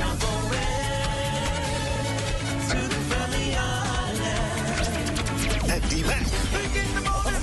With music by DJ Red and DJ Pressure. November 1st, 8 p.m. sharp at the Farm on Marshall Road. Grab your tickets now at BahamasEtickets.com. Call or WhatsApp for tickets 424-6433 or 477-0191. Sponsored by Island Up Cheap, J.S. Johnson, Gain Reid, Today & Co., The Farm, and Chris Simmons and Associates. Introducing the Focal Smart Pass app that helps you to fuel up faster. Here's how it works. Download the app on the App Store or get it on Google Play and create your profile with payment details. Visit your nearest Shell station. Open the app, scan the pump's QR code, select your payment amount, and begin fueling. Say goodbye to cash and cards because the Focal Smart Pass offers secure and convenient payment options right at your fingertips. Download Focal Smart Pass now and fuel up faster today. This portion of the news is brought to you by 700 Wines and Spirits, bringing celebration across the nation. Well, a really heavy day in news today, but the good news is that Royston and Marlene are here to lighten the load. What's up in Access Now? Good evening, Makushla. You know, the pre-Halloween events have already begun. We had Oroween on Friday at the Atlantis Resort. But the real question is, are you a fan of this spooky season? I haven't got my costume yet, and we'll just... Good news for you, because even if you haven't, we've got home fabrics in the house tonight. So for all of you who've waited scarily late to get your spooky goods, they're going to show you they've got everything you need, from costumes to decor, to make sure that when the trick-or-treaters come, you're ready. Absolutely. Yeah. Well, stay with us, the Bahamas tonight. The National Report continues after this.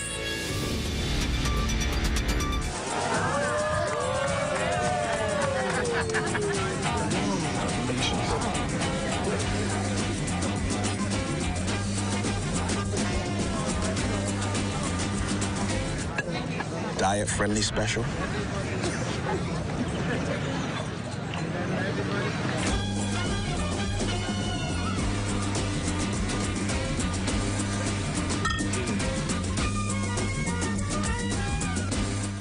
Are you or a loved one under medical care? Do you need affordable medical supplies? Ports International is the largest home health care supplier. Medical supplies at the very best price, and you can even shop online. From hospital beds to wound care, wheelchairs to walkers, Ports is a one-stop shop for your medical supplies, and we accept insurance. We have online shopping and 2 locations to serve you, at the Airport Industrial Park and Shirley Street. We also ship to the Family Islands. Shop online and visit us on Facebook. Call Ports at 377-1771. As an athlete, I've learned that success isn't built on extras. It's built on the essentials. Strength, discipline, smart choices. That's why I'm proud to partner with Bahama Health to introduce Essential 300. A comprehensive health insurance plan that's all about covering what truly matters. Essential 300 is Bahama Health's most affordable major medical plan for groups and individuals. It offers access to a specialized network of care with essential benefits like preventative services, because real strength starts with staying healthy. You may not be training for a race, but everyone deserves strong and affordable coverage with Essential 300. With Bahama Health, you can feel good about your health plan and protect what truly matters, your health. For more information, call 396-1350 or visit www.bahamahealth.com. Our company offers a simple philosophy, open hands. What do open hands mean? If you keep your hands closed, nothing comes in, nothing goes out. If you keep your hands open, a lot of things comes in, a lot of things goes out. We cannot expect to be a successful company without blessing our community and blessing our country. My good friend and valued client, Dominic Stirrup, approached me following a meeting we had and told me of the idea that he had of feeding 10,000 Bahamians on Thanksgiving. There was a lot of details to put together, had to figure out how to get it done.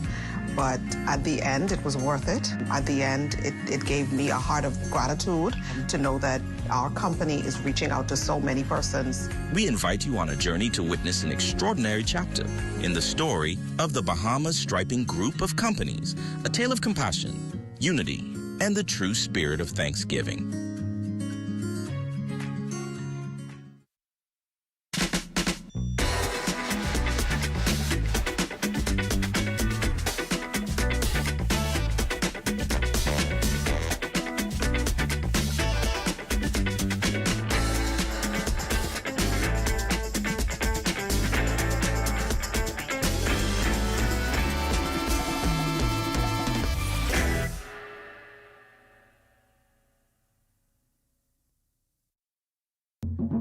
For hurricane season, we got impact windows and doors.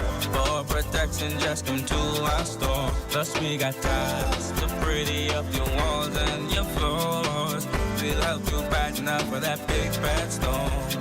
Porcelain tiles, blank tiles, mosaic tiles, a variety of styles. Before teens get right, they gotta be rough. That's why we got the best deals in the whole Bahamas. Hey, hey. From pumpkins to candies, the magic of Halloween can be found in the savings at Super Value and Quality supermarkets. Chef Boyardee spaghetti and meatballs, 15 ounces, $1.69. Sharper's Value ketchup, 23 ounces, $1.89. Bone-in chicken breast, $2.29 per pound. Baby back ribs, $3.39 per pound. Fresh tomatoes, $1.99 per pound. No tricks, but definitely treats when you shop the specials at Super Value and Quality supermarkets. Progressive Liberal Party supporters this time heading southwest for the third in a series of party link-ups. The meeting spot this time around, Golden Gates Park, as residents of Tall Pines, Carmichael, Golden Gates, and Golden Isles get election ready. Our Desmond Saunders is joining us live. Desmond, what can you tell us? 1, 2, 3. A pleasant good evening, McCuskla, and a pleasant good evening, Bahamas. McCuskla, I don't know if you can see what's happening behind me. Scores of Progressive Liberal Party supporters from the Southwest surrounding communities in the Southwest constituency here tonight for the PLP's mini rally and link up. And boy, I tell you, part these events here, this is one of many events the Progressive Liberal Party has mounted to kind of reintroduce some of its candidates to its constituents and also to outlay and outline the party's vision for the next 5 years. I have joining me on the broadcast tonight. Everybody is so excited and rallied up. I've got the Progressive Liberal Party Member of Parliament for the Carmichael constituency, Mr. Keith Bell. Good evening. How are you, sir? I'm doing well. Be ready. Let's talk about some of the concerns of residents in your area. So the main concern right now is we got some flooding issues in Bel Air. And I want to tell the residents, we're bringing hope and help is on the way. The Prime Minister, we have met with the Minister of Works, and we're looking to address the issues of flooding in Bel Air. And of course, Faith Avenue goes directly through our constituency, and it's a main thoroughfare. We have a lot of accidents at Faith Avenue, it's in Vincent Road. That's another concern. And of course, the issue of housing. Of course, tonight we will hear from the Prime Minister himself, leader of the Progressive Liberal Party. Also, we heard earlier from Darren Pickstock. This is a big week for Darren Pickstock. Absolutely. It's huge. But with God's grace and mercy, we're going to retain Golden Isles, we're going to retain Carmichael, we're going to retain Golden Gates, we're going all of the area, because God is with us. But if we have done the work, and we have a passport that we can stand proud of. We have rebuilt our economy. We have strengthened our foreign reserves. We have created jobs. We have tourism has reboosted. We are building houses. Everything, man. God is being good to us. So that's what's happening here, friends. The Progressive Liberal Party ramping up its campaign. Another event in the Southwest community. Back to you guys in the studio. Well, we are sure to hear more of the PLP's latest link-up in a later newscast. Meantime, the Coalition of Independents expanding its slate of hopefuls ahead of the 2026 general election, ratifying another 3 candidates on Sunday. Making the cut, Robert Brown is the COI's candidate for Fox Hill, Stephen McQueen for Nassau Village, and Brian Roll for Golden Isles. Well, that does it for the Bahamas Tonight. For the National Report, but stay close. The Bahamas Tonight continues with Access Now.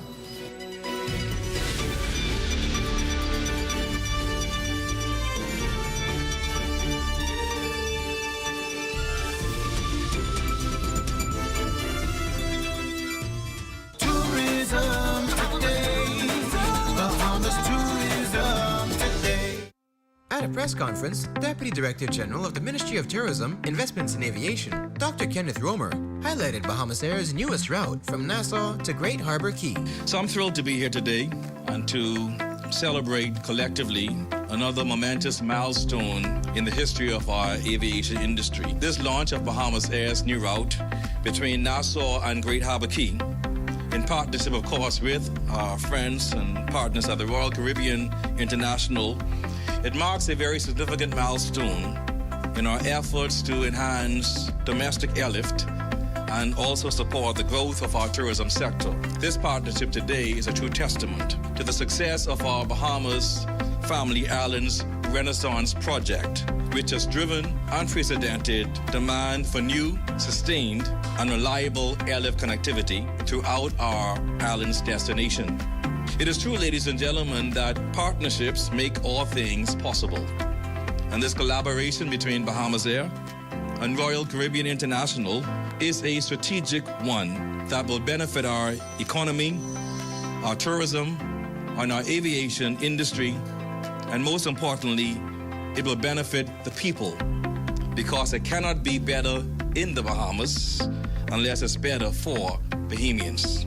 And so by providing scheduled flights that align with Royal Caribbean's cruise itineraries, we are actually expanding our domestic route network and reinforcing the Bahamas' unique positioning as both a premium cruise and air travel hub in the Caribbean.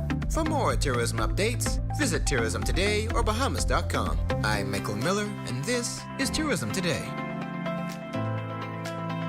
Good news for those interested in taking on a career in aviation. The government has launched the Aeronautical Academy and the Aviation Cadets, partnering with universities abroad. Definitely good news there. And Robert Bain and the National Dance Company of the Bahamas are celebrating 33 years of the big dance. Details are straight ahead. Plus, the Progressive Liberal Party is serious about bringing awareness to breast cancer. You can check out the event it held this past weekend, so stay close and don't blink. And coming up in sports, Franco Miller Jr. selected to the NBA's G League draft by the Santa Cruz Warriors.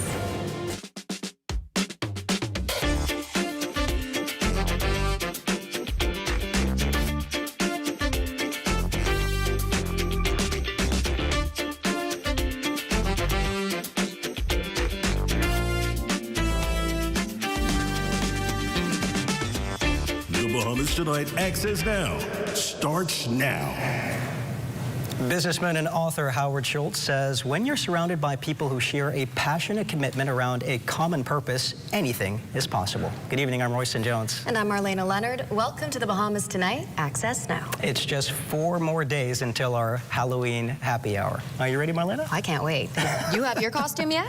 I got something cooking in the works of a costume, but a little birdie told me that you have a costume in the name of Little Red Riding Hood. Wrong. No? Far from it. It was a contender, but far from it. I'm going to keep mine a secret. Right. But what I can let out of the bag is that the music is going to be spectacular. Absolutely spectacular. And I see we're keeping secrets on Access Now. Maybe I'll put a little spell on you to get that secret out to you later. Until then, let's dive right into the news. Careers in aviation are vast and extend beyond becoming a pilot.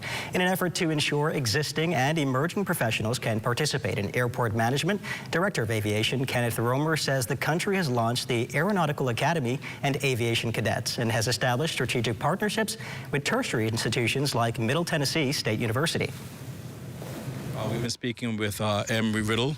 Deputy Prime Minister would have insisted that we have the first students from the region studying at Qatar Aeronautical Academy. And then we are in active negotiations with at least 3 other tertiary institutions. In addition to that, we are actively speaking with airlines who operate their own university. It goes beyond just technical training for those who wish to be pilots. But like Sarah would have suggested, that the aviation is a vast ecosystem. It requires a lot of skill sets. So we're looking at persons to explore aviation beyond just flying aircrafts. We want them to be involved in management roles among the 14 airports we're building and the 28 overseen by the Airport Authority, NAD, of course, and also the Grand Bahama International Airport. Deputy Prime Minister, Minister of Tourism, Investments and Aviation, the Honorable Chester Cooper, says a class is training at Bahamas Air Navigation Services Authority to become air traffic controllers. Further, he adds that officials are compiling a listing of support for Bahamians interested in becoming pilots. We have 2 such students already engaged at Qatar Aeronautical Academy. One of them have completed the ground school. In fact, she is the top of her class in Qatar. And Aisha Thurston, we're very proud of her. We're very proud of both of them. And I believe they're blazing trails that's going to open doors for more Bahamians. Well, the National Dance Company of the Bahamas is behind a monumental production on display at the Dundas Center for the Performing Arts, commemorating 33 years since the dance company's inception. Artistic director Robert Bain is celebrating the milestone with a new injection of talent in the commemorative performance. I thought it was a great time to celebrate and to introduce what I call them a new generation of Bahamian dancers. Dance is power. It has a lot of power. It's transformative. It develops the entire individual. And these are the benefit. These young persons behind us, they're benefiting from that. Also there to celebrate the performance, which concluded Sunday night, was Cleopatra Robinson, founder and artistic director of Cleopatra Robinson Dance Company in Denver, Colorado. I haven't been here for 33 years, so I am thrilled. The National Dance Company of the Bahamas is something very dear to me. And we hope to bring them to Denver and have them perform once again, hopefully in my opera house in my new theater. And we have big plans, but yes, Mr. Bain has been working so hard and diligently. The Progressive Liberal Party's women's branch turning advocacy into action this weekend, hosting a special seminar and mixer at the party headquarters Saturday morning, with nearly 200 attendees receiving the opportunity to share personal stories about their struggle with the disease and obtain key information from medical professionals. Branch Rep Shakara Cargill says the event is focused on promoting cancer awareness through a relaxed environment. it's a serious topic and it could get very heavy, so we provided elements to kind of lighten the atmosphere. So we got all of the information that we needed to get, but we gave it to them in an environment where nobody is overwhelmed and you don't feel any stress or anxiety about hearing about it and going to get tested. So a lot of it is to create the community for persons to go ahead and get the information and to go and get tested. Spouse of the Prime Minister, Anne-Marie Davis, adding to the sentiment, noting that regular screenings are crucial to the well-being of the country's citizens. Most importantly, to push early detection. Because it's 99% chance of success rate if you get detected early. And so this is why we are doing this here today, because to get the message to everyone, man and woman, that they have to get tested. Early detection is key. Make sure to take advantage of those free screenings. Still to come, it's Halloween time, and Team Home Fabrics' Aldika Gittins joins us tonight to show us how we can prepare. Also, Hurricane Melissa is out there creating some havoc, but our Basil Dean is on the other side of the break with details to help us stay out of her way. So, stay close.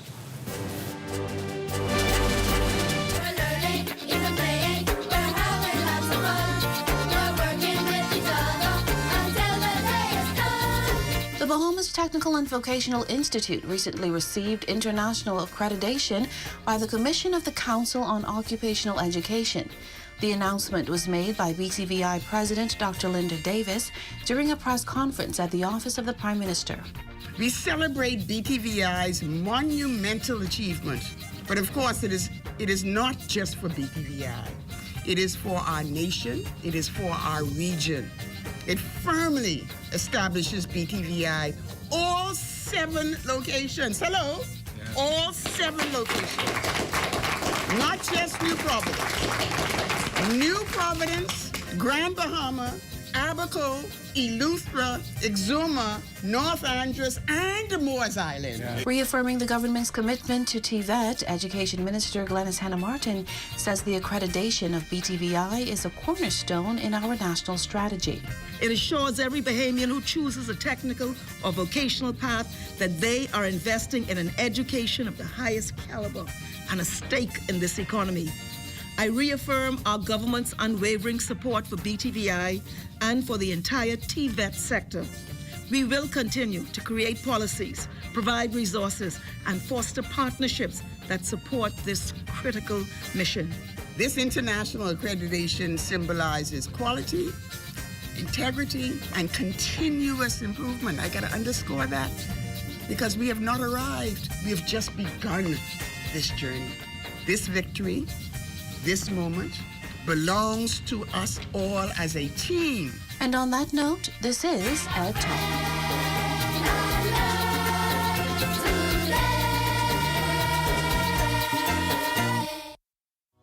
Health is the greatest gift.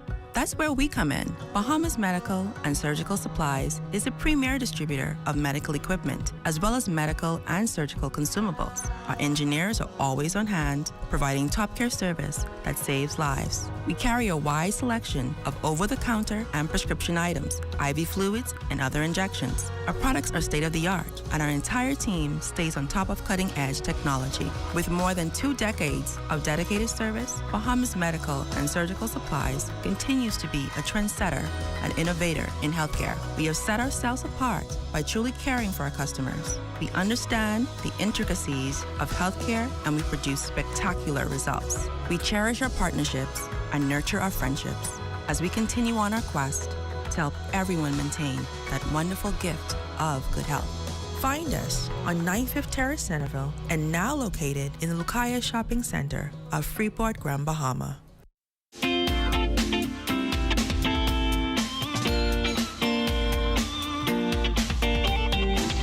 It's time now for your Access Weather Forecast, and we get you started in the tropics. And yes, we are monitoring dangerous Hurricane Melissa, which is now a Category 5 hurricane as of 5 o'clock this afternoon. It was some 140 miles to the southwest of Kingston, Jamaica.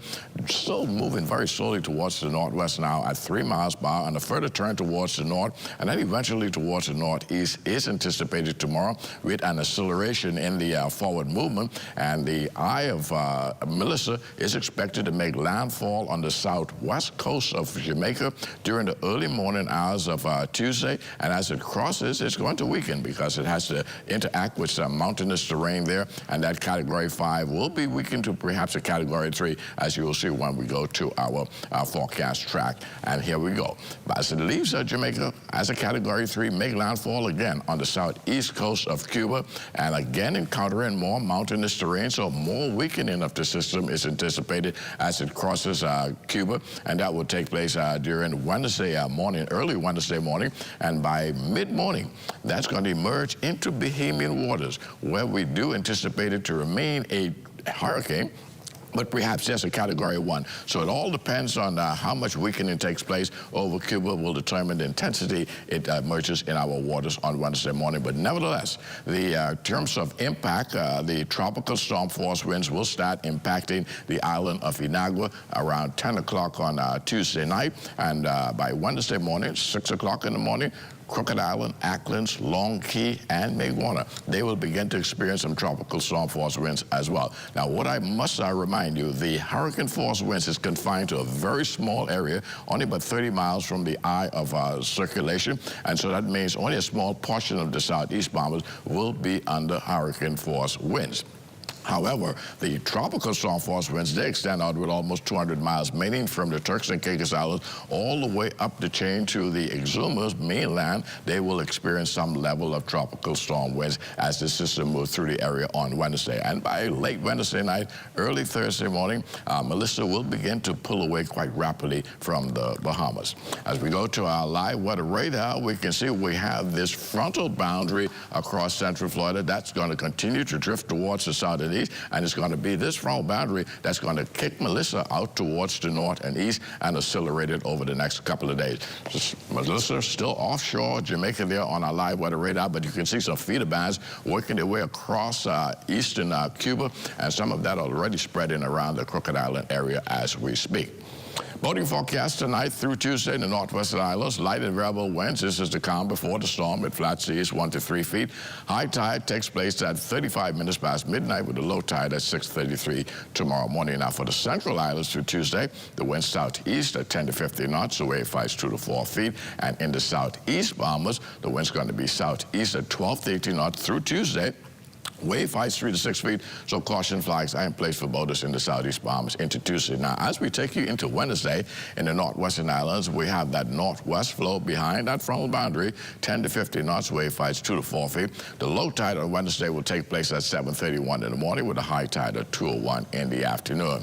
And for the central islands, well, simply tropical storm conditions, small craft stay in port. For the southeast Bahamas, hurricane conditions, small craft, you also ask to simply stay in port. That's going to do it for your boating forecast. It's time now for your international temperatures, and they are brought to you by Royal Star Assurance. Come on.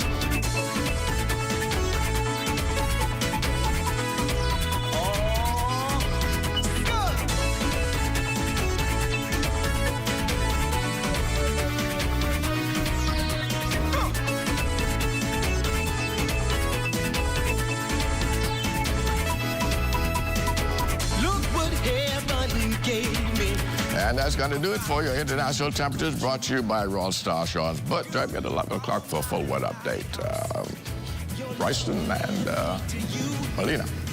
As always, thanks so much, Basil. Of course, Halloween is coming. It's one of our favorite days on the calendar. Oh, yes. And tonight we have Eldika Giddens and Degina Alexis here representing Home Fabrics to tell us what we can use to be Halloween ready. Eldika and Degina, we're back here again, this time in costume. And I want to say officially welcome to Access Now. Thank you. Love it. Thanks for having me. Of course. Now, can you tell us, Eldika, you're the store manager for Home Fabrics. Do you think that Halloween is a really special time for the store? And what have you been seeing as far as numbers coming in? Okay, well, at this time, we are very busy, and we expect to get more busier because Home Fabric is Halloween headquarters. Oh, yeah. So we have from decorations to candies to treats, and costumes, of course. Even, I'm sorry, I just got caught off guard by the details. Can you please show them? So we can see. You were talking and I looked at, I mean, all of the details. Full costume. Full costume. Yes, it's the witch hand. I love it. Absolutely. Oh my gosh. Speaking of costumes in the witch hand, can you tell us maybe what are some of the more popular costumes this Halloween season? Well, this Halloween season, we have a lot of persons coming in looking for pirate, Okay. cowgirl, and of course the all favorite witch. It's a classic. It's a classic. I wonder why cowgirl. That's an interesting one. Beyonce. I'm going to say Beyonce. That's my wild guess. Now, obviously, Halloween goes beyond the costume. You also have decorations. So can you walk us through some of the decorations we're looking at here? Because you guys provide those too, right? Yes, for decorations, we have different colors in the spider webs. We have these, we have the sign, nice lights. Also our scary spider, and our different. And this ghost that just moving in the background. was moving in the background during that just now. Here we go. I didn't notice that when I walked up, and it scared the living daylights out of me. So it's effective. Yes, we have more Halloween decor. The clown. Which moves as well. Oh my goodness. Listen, if you want a good scare, go into Home Fabrics and let that thing go off as you walk in. See what happens. Oh my gosh. Get the clown. Now, do you have a favorite of everything on this table before we go? Yes.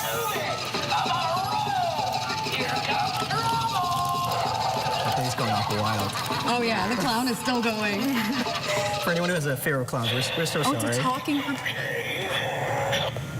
One more time. Let me hear that again.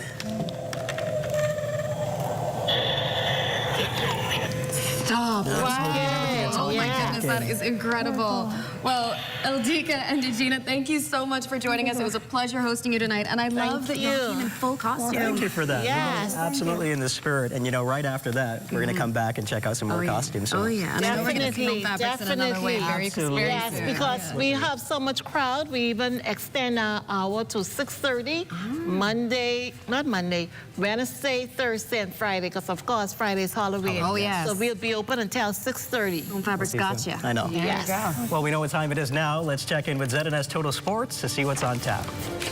Coming up in sports, national basketball team player Franco Miller Jr. is drafted into the NBA G League.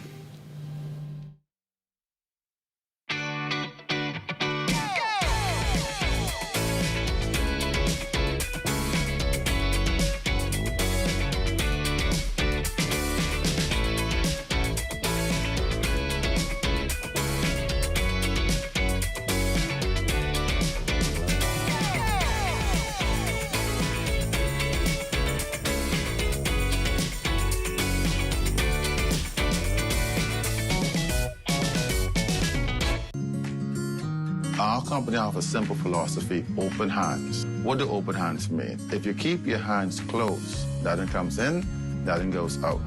If you keep your hands open, a lot of things comes in, a lot of things goes out. We cannot expect to be a successful company without blessing our community and blessing our country. My good friend and valued client, Dominic Stirrup, approached me following a meeting we had and told me of the idea that he had of feeding 10,000 Bahamians on Thanksgiving. There was a lot of details to put together, had to figure out how to get it done. But at the end, it was worth it. At the end, it gave me a heart of gratitude to know that our company is reaching out to so many persons. We invite you on a journey to witness an extraordinary chapter in the story of the Bahamas Striping Group of Companies, a tale of compassion, unity, and the true spirit of Thanksgiving. Are you or a loved one under medical care? Do you need affordable medical supplies? Ports International is the largest home healthcare supplier. Medical supplies at the very best price, and you can even shop online. From hospital beds to wound care, wheelchairs to walkers, Ports is a one-stop shop for your medical supplies, and we accept insurance. We have online shopping and 2 locations to serve you, at the Airport Industrial Park and Shirley Street. We also ship to the Family Islands. Shop online and visit us on Facebook. Call Ports at 377-1771.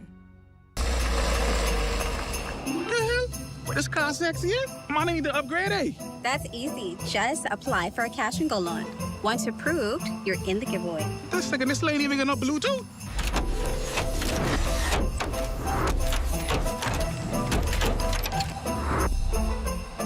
You want some presents? Yes. No. I guess like anybody getting presents this year. This Christmas, trade up. Get approved for a loan at Cash and Go and enter to win this brand new Kia. Come and visit us at Shop Smart, 'cause everything is here. Yes, we have it all for you. Toys, clothing, office supplies, appliances, custom cut blinds, bedding, drapes, and rugs. Come and visit us on Mackey Street, 2 blocks down from Wolf Road. Call us at 698-1052. Shop Smart, at Shop Smart, at Shop Smart. Oh, everything is here.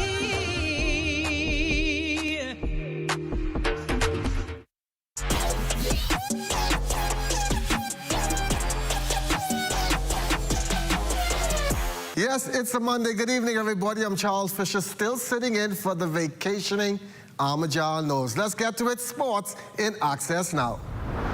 National team standout Franco Miller Jr. dream of playing in the NBA bounced one step closer on the weekend as he was selected 27th overall in the second round of the NBA G League by the Santa Cruz Warriors, the feeder system of NBA's Golden State Warriors, who ironically Buddy Hield plays for.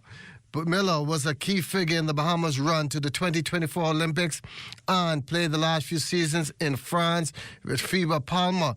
He will now go into training camp with hopes of making the team roster one step closer to making it to the NBA. Let's wish him the best of luck. DeAndre Ayton with his best game so far for the Los Angeles Lakers. 10 of 17 from the field, finished with 22 points to go along with 15 rebounds, his first double-double for the Lakers, and also added 2 assists, a steal, and a block shot in LA's 127-120 win over the Sacramento Kings. He's now starting to adjust. I'm offensive rebounding and dunking the ball. I'm here. I'm playing on edge, And just everybody in general just sharing that consistent energy, that it was just so constant throughout the game. And we just had spurts and everybody contributing in their own way. And that was my way, being on the boards early and just, was trying to come out the half pretty strong. And, the game was neck and neck the whole time. So we were trying to break some of that up, and, he gave me the burst I need where, he got my back. And league champions have already been crowned here in New Providence. And usually around this time, the various island champs be looking forward to the round-robin nationals. So do the fans. Speaking with Bahamas Softball Federation Executive Shane Albury, like last year, the bat will swing with a different format. There's an invitational. I think it's the first week in December. So we have teams coming down from about 7 or 8 islands. And then we may have 1 or 2 teams out of New Providence. So we're looking forward to the round robin. Like I said, I think it's the first weekend in December, if not mistaken. Why that format this year? A lot of the islands aren't playing fast pitch. So we decided to go with an invitational where we can get more teams to play in the invitation. That's a wrap on Sports and Access Now. We'll have much more coming up in the Bahamas tonight.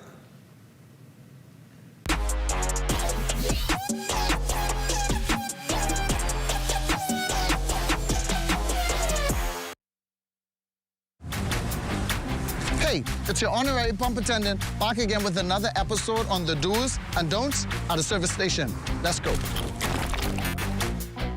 What you ain't gonna do is just pull up to any dispenser and put the nozzle inside your car without reading the signs. Because if you put the wrong fuel inside your car and the car mess up, you could be mad at us, all right? And then you have to walk or catch bus for about 3 to 18 months. What you're supposed to do is read the signs. We place signs all over the dispenser to tell you which fuel is which. Because you put the wrong one in the car, say bop, and you could be mad at us. You could be, oh, what happened to my car? No, it's you who ain't read. It say diesel, diesel, one word, diesel. You got up, and you mad at us.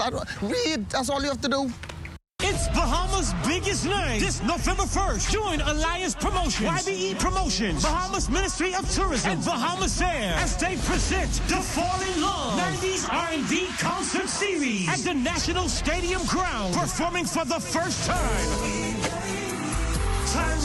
Tyrese comes to Bahamas to deliver an unforgettable performance. Also performing R&B sensation Uncle Sam. Get ready for Deborah Cox.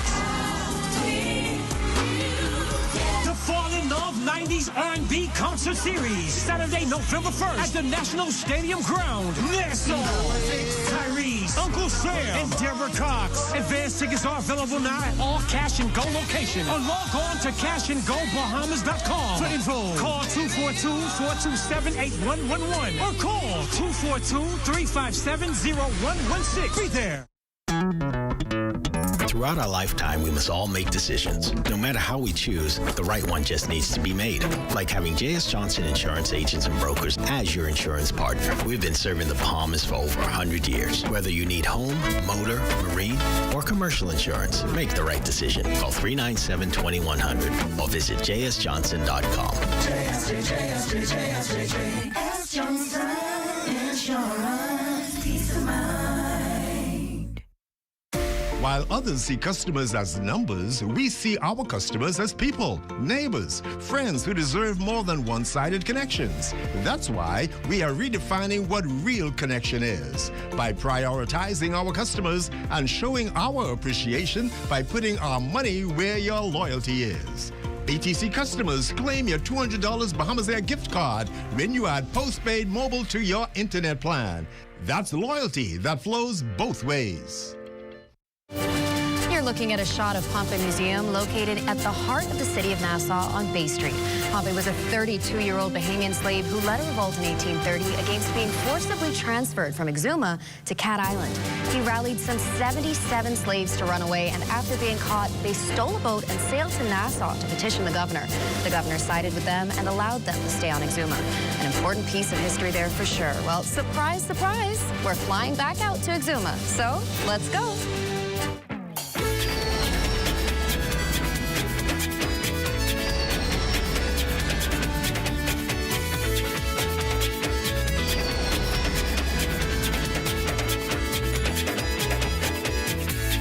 It's almost Junkanoo season again, and a cash-strapped Junkanoo group is appealing for monetary support to ensure it's able to participate in some of the Junkanoo events this year. Of course, leader of the Warriors Junkanoo Group and organization Oliver Shiny McPhee says taking part in the annual parades is extremely important, and he is asking anyone rather, if who can assist the group in any way to do so. Parade that's upon us on January 3rd here in Exuma, and the group is in dire need of financial assistance. We appreciate the government for the seed money, but it's just not sufficient to help our group get to the road. So you can reach out to me at markfeeboy1981@gmail.com, or you can take my number 823-0278 and reach out to me. Any donation will be greatly appreciated, whether it's the coins or the paper bills. McPhee says it takes anywhere from $60,000 on the low end and up to $100,000 on the high end to put on a show-stopping event for Junkanoo, which makes funding so crucial. He's also encouraging the wider Bahamas to visit Exuma and, of course, participate. I'll give you an example in terms of for the brass. Every group doesn't have sufficient brass on the island, so we'll have to import brass from Nassau. So tickets alone for 20-piece band or 15-piece band could run you anywhere between $5,000 to $7,000. That's just tickets. That's not accommodations. That's not feeding the guys and all this stuff. So that's just one aspect of it. Look, anyone feel like eating some cup and salty? I know I do. And I could use a little bit of that, and Matea Cunningham is back by popular demand to tell us all about it with Let's Talk Socials. Media lights, do you know what I could go for right now? A cup and a bag of salty.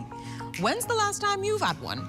For the younger folks who haven't had the privilege, salty is a classic Bahamian snack that used to be a staple in mom and pop shops, schools, wash houses, everywhere really.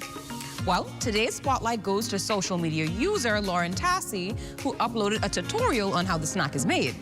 Get ready to have your mouth water.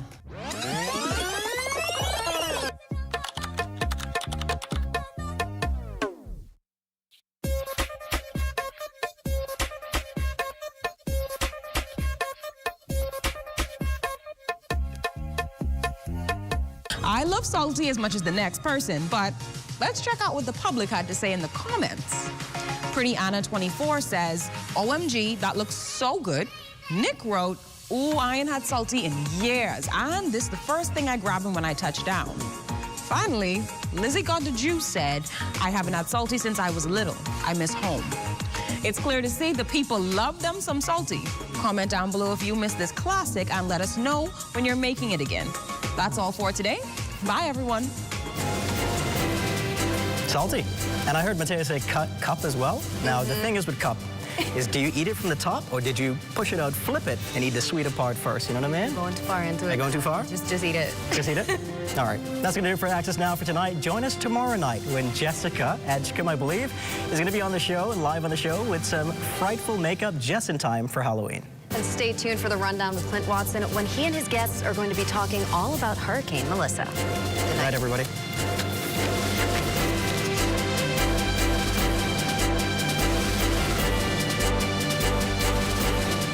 The DRM Authority 2025 Official Hurricane Shelter List.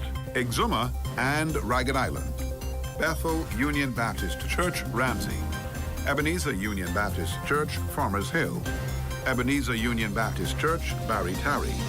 Exuma Resource Center, Hopers Bay. Forbes Hill Cultural Center, Forbes Hill. Gethsemane Baptist Church, Black Point. Mount Carmel Mission Baptist Church, Roll Town. Mount Hermon Union Baptist Church, Mount Thompson. St. John's the Baptist Anglican Church, Moss-Town. Aurelia Miller Comprehensive School, Black Point. St. Luke's Union Baptist Church, Black Point. The new Mount Olive Union Baptist Church, Hartswell. Mount Olivet Baptist Church, Staniel Key. Palestine Union Baptist Church, The Forest. St. Andrew's Community Center, Georgetown. St. Margaret's Anglican Church, Steventon. St. Magdalene Anglican Church, Williamstown. St. Theresa's Catholic Church, Georgetown. St. Peter's Union Baptist Church, Forbes Hill. St. Margaret Baptist Church, Stuart Manor. Calvary Mission Baptist Church, Rollville. Holy Innocents Anglican Church, Duncantown, Ragged Island. Ragged Island All-Age School, Duncantown, Ragged Island. In 1953, the United States began using a female name for storms. And by 1978, both male and female names were used to identify northern Pacific storms. This was then adopted in 1979 for storms in the Atlantic Basin. The National Hurricane Center does not control the naming of tropical storms. Instead, there is a strict procedure established by the World's Meteorological Organization for Atlantic hurricanes. There is a list of male and female names which are used on a 6-year rotation. The only time that there is a change is if the storm is so deadly or costly that the future use of its name on a different storm would be inappropriate. These are the names of the storms for the 2025 Atlantic hurricane season.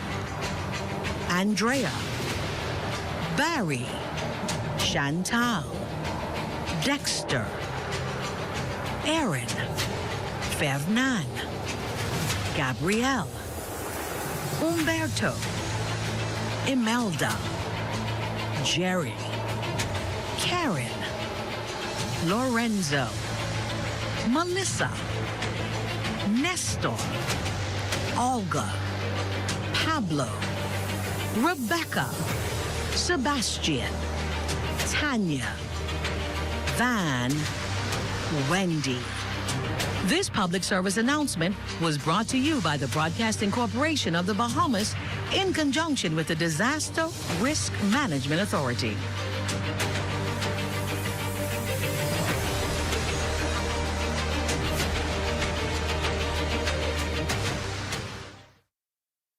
The DRM Authority 2025 Official Hurricane Shelter List. Acklands Community Center, Spring Point.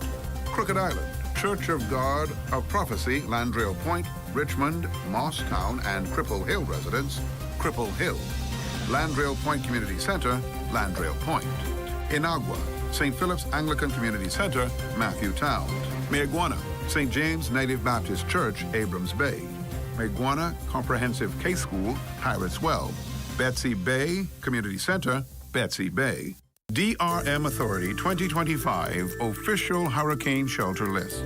Andros Central District, Bowen Sound Pentecostal Ministries, Bowen Sound, Church of God, Cargill Creek, Mount Ethel Baptist Church, Love Hill, Reverend Euthro Rogers Primary School, Deep Creek, Friendship Baptist Church, The Bluff, Cleora McKenzie Preschool, Long Bay Keys, Mount Olive Baptist Church, Smiths Hill, Burnt Rock Primary School, Burnt Rock, Mangrove Key, Mangrove Key High School, Mangrove Key, St. James Church, Mangrove Key, South Andros Multi-Purpose Gymnasium, Money Rock Subdivision, Andros Northern District, B.A. Newton Primary School, Red Bay, Bamsey Training Center, Bark Community.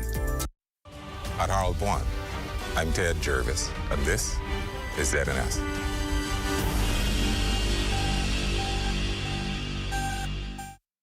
The Rundown is brought to you by Commonwealth Brewery Limited.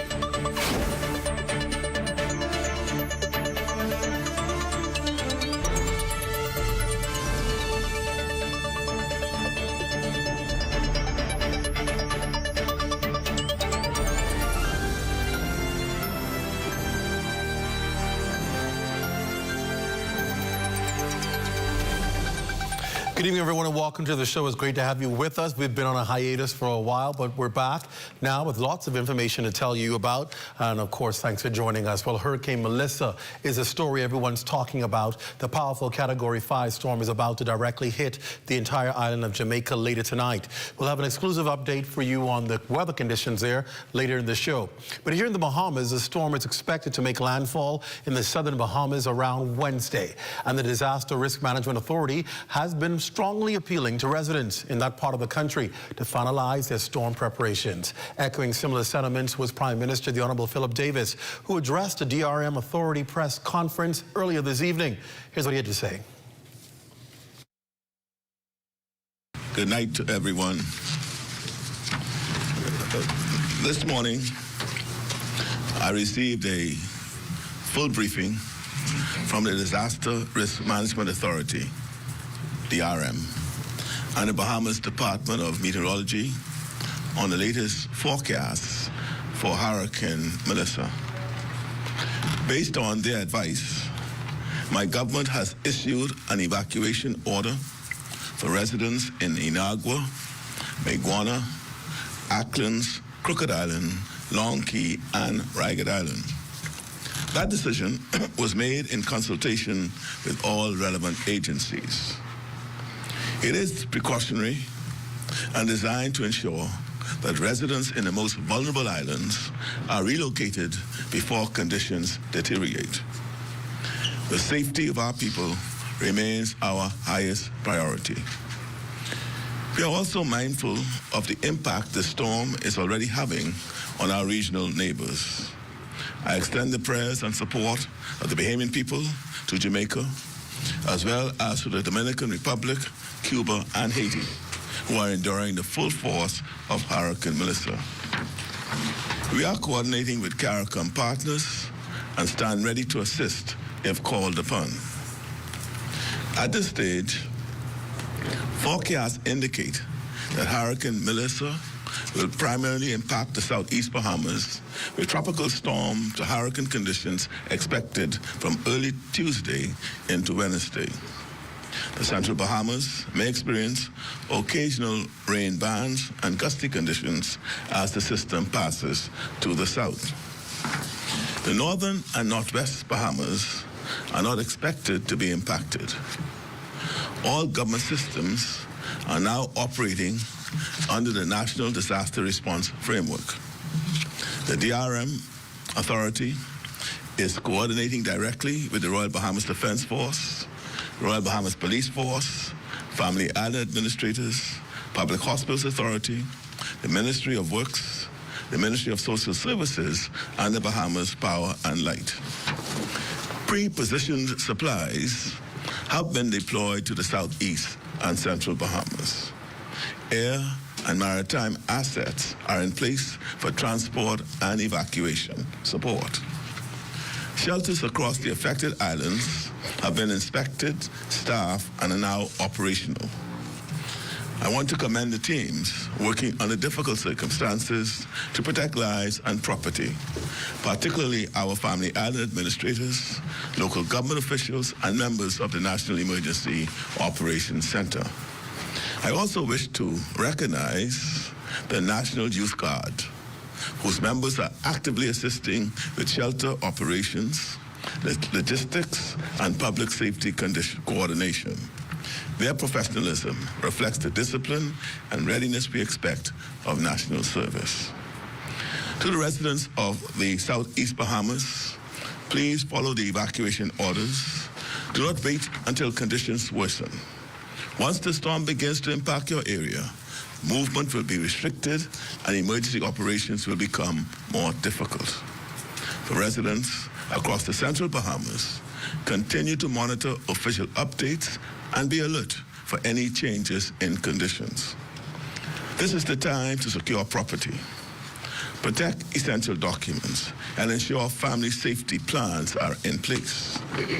The government has taken all necessary steps to ensure that our response is organized, resourced, and effective. However, preparedness at the community and household level remains critical. I also want to caution the public against the spread of misinformation. Please rely only on official updates issued by the Bahamas Department of Meteorology, the DRM Authority, and the Office of the Prime Minister. Unverified reports create confusion and put lives at risk. This is a serious storm, and is being met with a serious coordinated response. To all Bahamians, please stay informed and act responsibly. The DRM Authority is fully engaged in this effort to protect lives and minimize risk. We will continue to provide timely updates as the situation develops. All right, that's the press conference earlier tonight with Prime Minister. Well, we have the leaders of the Disaster Risk Management Authority on the show tonight to provide us with even more details on Hurricane Melissa. You want to be around for that. Well, now to find out exactly where Hurricane Melissa will hit the Bahamas, Chief Meteorologist Basil Dean joins us live in our weather studio with those details. Good evening, Basil. As we see, it's coming to the southeastern portion of the Bahamas. Tell us, first of all, the conditions. What are we expecting the weather to be like in the southeastern Bahamas? Well, good evening, Clint. The latest coordinates just in from the National Hurricane Center, and it's putting the center of circulation of Melissa some 155 miles to the southwest of Kingston, Jamaica. It is still moving very, very slow towards the northwest at 2 miles per hour, but we anticipate a turn towards the north and eventually towards the northeast tomorrow with an acceleration in that forward speed, but it will make landfall on the southwest coast of Jamaica sometime during the early morning hours of Tuesday, and as that pushes across those mountainous terrain, we anticipate some weakening of the system. So that Category 5 hurricane with 175 miles per hour winds, that is what we're experiencing right now, will be crossing the southwestern coast of Jamaica. But once it leaves Jamaica after interacting with the mountainous terrain, we anticipate it approaches the southeast coast of Cuba as a Category 3 hurricane. We'll now just switch to our track to give you some timelines on that. Approaching the southeast coast of Cuba early Wednesday morning as a Category 3. And again, it will encounter the mountainous terrain of Cuba, so further weakness is anticipated there. So by the time it reaches into Bahamian waters on Wednesday morning, we expect it to be perhaps a Category 1 hurricane, possibly a Category 2 hurricane, as it continues accelerating towards the north and east. Now, in terms of the impact, tropical storm with force winds will begin to impact Inagua and Ragged Island. They will be the first 2 islands in the chain of the southeastern Bahamas to start to experience some tropical storm force winds, and that will begin as of about 10 o'clock tomorrow night, gradually deteriorating as we head into Wednesday morning. And in terms of the hurricane force winds, it's concealed just around a very small core. The center of circulation is only about 30 miles from the center, so not all of the islands are going to experience hurricane force winds. As a matter of fact, based on our computer models, only Crooked Island, Acklands, and Long Key will experience some hurricane force winds, and that will take place between 5 and 8 o'clock on Wednesday evening. In terms of our rainfall, up up to 6 inches of rainfall is expected to accumulate over the next 2 days. So flooding will be an issue, particularly in those areas that are prone to flooding. Also on Crooked Island, on the west side and the south side of Crooked Island, storm surge is a major factor because of the shallow waters on that part of the island. And those storm surge can be up to 6 feet as well. So we're asking residents in Crooked Island to move away from the shoreline on the west and southeastern portion of that island, because storm surge will certainly inundate that part of the island. And then, of course, we have the strong winds. Those tropical storm force winds, they will lead to down trees and power lines. Very, very possible, because those winds will be anywhere between 80 and 100 miles per hour. But that 80 and 100 miles per hour will be confined mainly, as I said, towards Crooked Island, Acklins, and the Long Key. But elsewhere, throughout the central and southeastern Bahamas, tropical storm force winds will be felt throughout the southeast and central Bahamas. Clint? Basil, it's important for us to put it in context, because I know this is happening in central and southeast Bahamas. What is weather going to be like in the northwest Bahamas? So we put it in perspective as to we may be experiencing what kind of conditions here. Glad you asked that question. That shows you the large extent of the Bahamas. The northwest Bahamas is going to be pretty fine. We're going to have perhaps partly sunny conditions for the greater part of the day. Some little fresh winds, about 12 to 18 knots, nothing more than that, and maybe 1 or 2 passing showers. But other than that, it's business as usual in the northwest Bahamas. All right, it's good to know. We will keep our eyes and ears on the central and southeast Bahamas. Basil, thank you. I know you're going to have a busy week keeping us up to date. Thank you, Basil, for that. Well, in our southernmost island of Inagua, news of Hurricane Melissa's landfall leading to just over 500 of the island's roughly 1,000 residents, it's about half, deciding to evacuate out of the storm's path. However, a number of residents choosing to remain on the island to ride out the storm. Lloyd Island is, of course, in Inagua tonight, covering this Hurricane Melissa. Lloyd, you arrived in Inagua around midday Monday when evacuations began. But for the residents who decided to stay, how have they prepared? Well, it's a number of stories that I've heard so far this afternoon, this evening, Clint. Many say they've bought groceries, they've buttoned up their homes, protected their property. But for the most part, they're still waiting from those advisories coming in from the Met Department. And as you stated just now, it's just over 400 residents who have decided to stay here on the island. Now, we spoke earlier with Winston Cartwright, along with Dramico Walking, about their plans to ride out the storm. Here's what they said.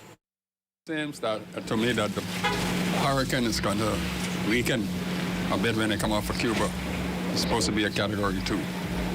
So I was supposed to be going, but since it's a Category 2, it don't make sense moving. I got some stuff, hurricane food, because most likely the current's cut off.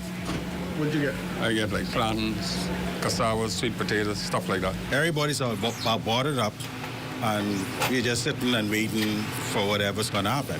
You know, everything's in God's hands. Last couple of years ago, it was Hurricane Joaquin, so I ride it out, so I'll ride out this one too. Now, right now, we're here in the area of Matthewtown. I'm speaking with Laverne Bertram Ingram. He's the proprietor of SNL Places. Laverne, of course, it's a concerning next few hours and days for residents here across the island, some of which I just indicated that have decided to stay here. You're also having an event here tonight. Tell us a little bit about that. We are here tonight. We're trying to gather all the folks that support me in many different ways. We're trying to gather and give everybody food, everybody something to eat and drink and feel merry about it, because we believe in God to let the storm passes by. Now, the biggest question across the Bahamas, are you concerned about any significant impact? Normally in the Inagua, with those mountains out there, we're pretty good, man. I might as well tell you, we're pretty good. If you notice the cone now, we are kindly just blending out, moving away from the cone, and we believe here in Inagua that God got us. All right, well, but definitely hoping for the best. Mr. Watson, we've also heard that the St. Philip's Anglican Church on Smith Street here in Matthewtown will be the center where residents can go should they have any significant impact to their homes. But, of course, as Basil just indicated, over the course of the next few hours and days, conditions here are expected to intensify. Back to you in studio. I must ask you, Lloyd, because I know it seems very peaceful and very still, which is normally an indication something's coming. It's a calm before the storm. No sign yet of any weather deterioration, correct? Well, as we travel around the island, initially here in Matthewtown, we noticed along the shore, the waves started to build up a bit later in the afternoon. We also noticed that movements along the streets with those vehicles died down, and power also has been in and out. We indicated earlier that there was a power issue earlier that has been corrected. Nonetheless, power still remains a bit unpredictable as we continue over and moving forward. All right, I know you're going to be checking in, especially with the Defense Force base. Can you feel a difference with people? I know you guys got there earlier today and then evacuation took place. Does it seem deserted, like people have left the island? Well, again, as you can see, or may be able to see right behind me here at the SNL, there are a number of residents who have converged here, but around other parts of the island, it's pretty much a ghost town. Most buildings have been boarded up. As I stated, that movement has minimized, and so again, it seems like the message of protecting life has penetrated for the most part in this community, and those who have decided to stay, once again, they've decided to take those necessary precautions to protect their lives and their property. So we can just hope for the best as we expect that this hurricane will intensify moving forward.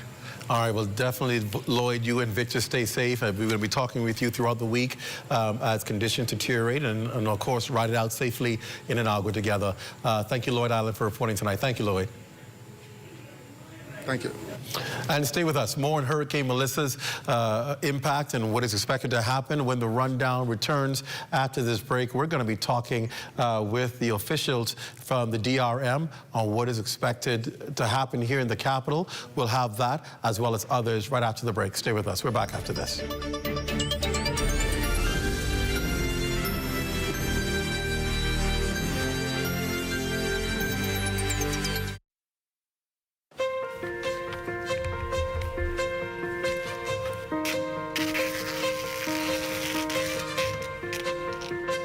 Get this straight to our new sales and marketing office, Centerville House, 5th floor, ASAP. New sales and marketing office, Centerville House, 5th floor, quick. New sales and marketing office in Centerville House, 2nd Terrace West, 5th floor, on my way. Sales and Marketing Office, Centerville House, 2nd Terrace West, 5th floor. You could have caught a ride with me. We're only a block away from ZNS. ZNS Sales and Marketing has moved to the 5th floor, Centerville House, 2nd Terrace West. For more information, call 502-3800.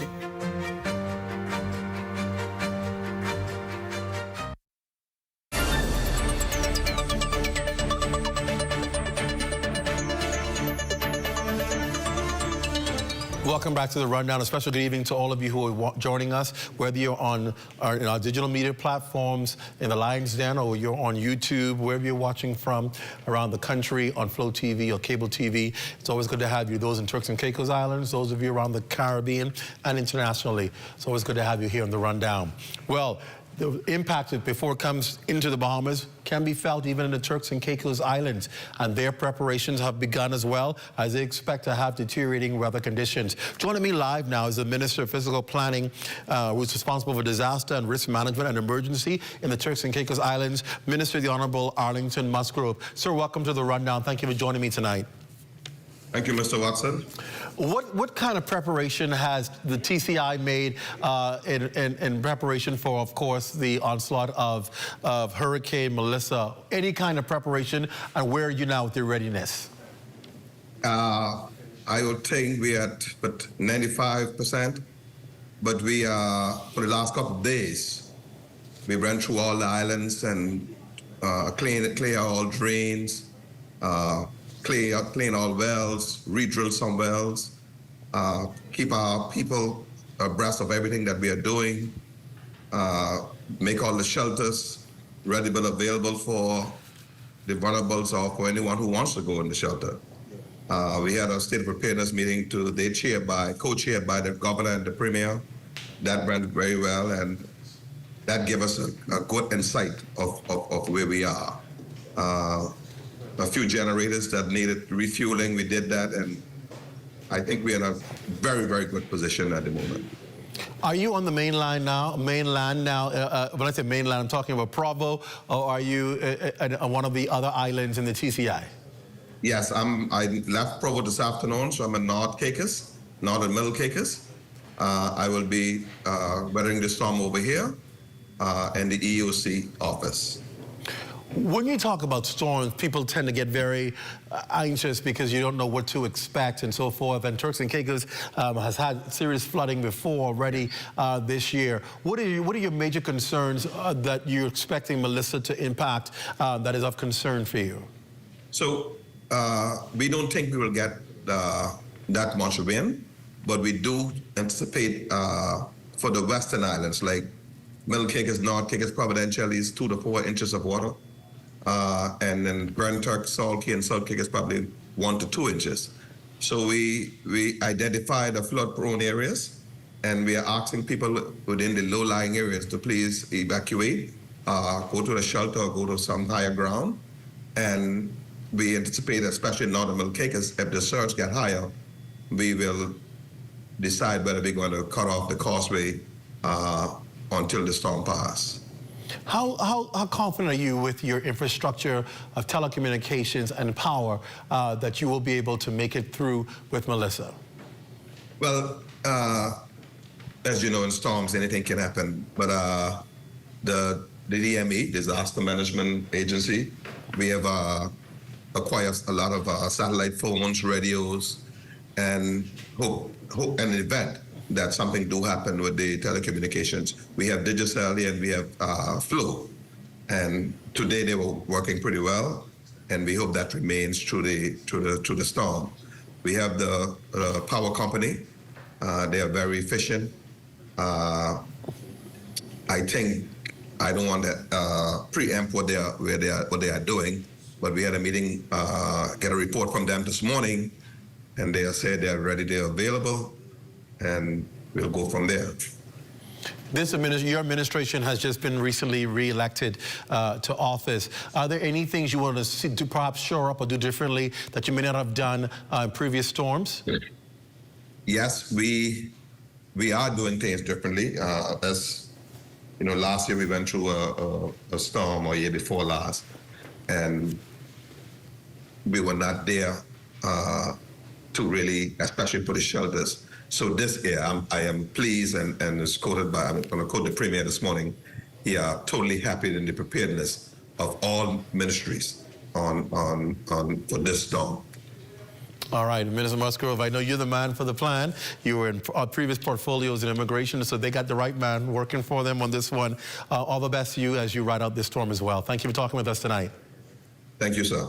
All right. And when we come back tonight, we're going to talk to the officials of the Disaster Risk Management Authority here in the Bahamas and see what other additional information you need to have as we prepare for the Central and Southeast Bahamas to ride out this storm. We're back after this. Stay close.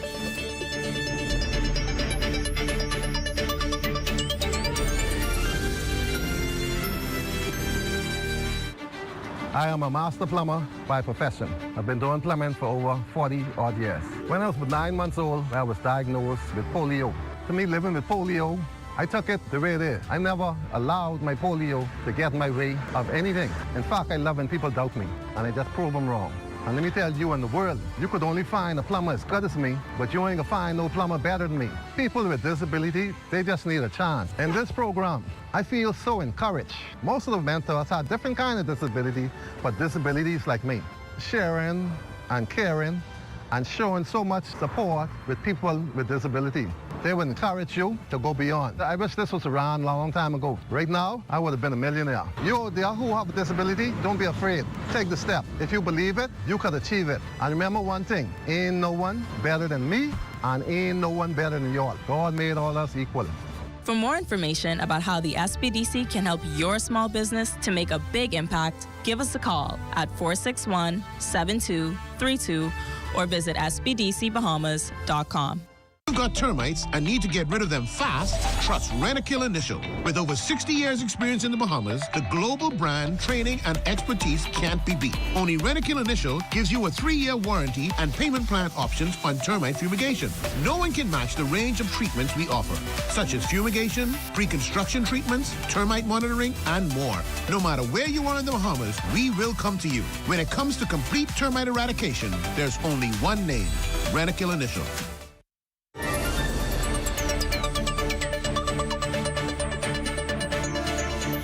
Officials at the Disaster Risk Management Authority wasting no time in ensuring that their team is ready to battle Hurricane Melissa when she hits the Bahamas later this week. Now, while the authority has held national press conferences to update the country on storm preparations, Chairman Alex Storr is here in studio to shed even more light on their pre- and post-storm agenda.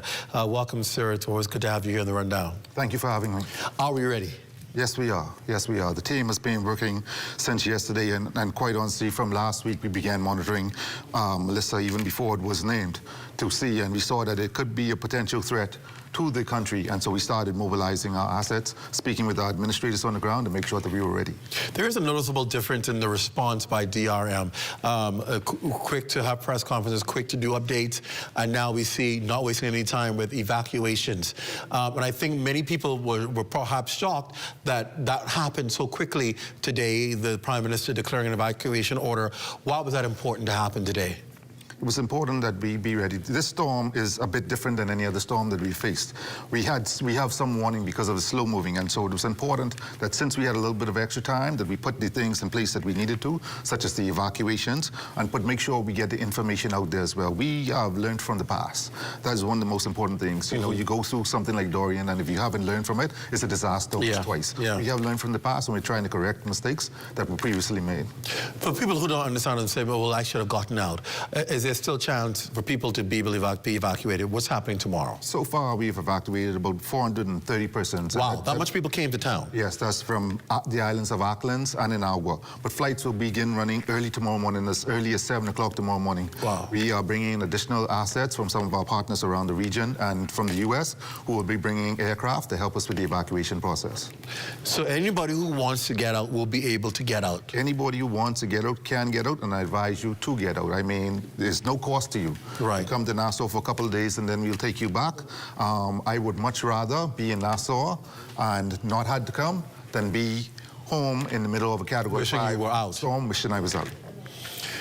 There obviously have to be people that remain behind on these islands. Talk about some of the people that are required to stay and provide whatever level of service they provide. Well, actually, non-essential workers will be out as well. They'll come out last.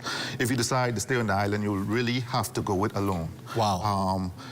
Even the new legislation means that once an evacuation order is given, first responders are not detailed to come to your rescue in the midst of a storm. I know I've seen in the U.S. and some other regions where when they have a disaster, they give an evacuation order. Some of the officials advise people to make your markings so you can be identified.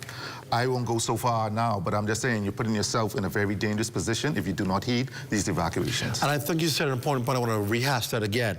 The last to come out will be essential workers. Essential workers. So they're not even going to be on the island. They're not going to be on the island. So you risk being on that island by yourself, and if you need help, there may not be anybody there to help you. Like I say, we are providing the service of getting everybody out. We provide you with a place to stay here, and we are going to feed you. You're providing a place to stay and food to eat. Yes, make the most of the opportunity. Do not put yourself and your family in harm's risk, especially if you have young children, elderly relatives, or persons that are medically dependent. Please get them out.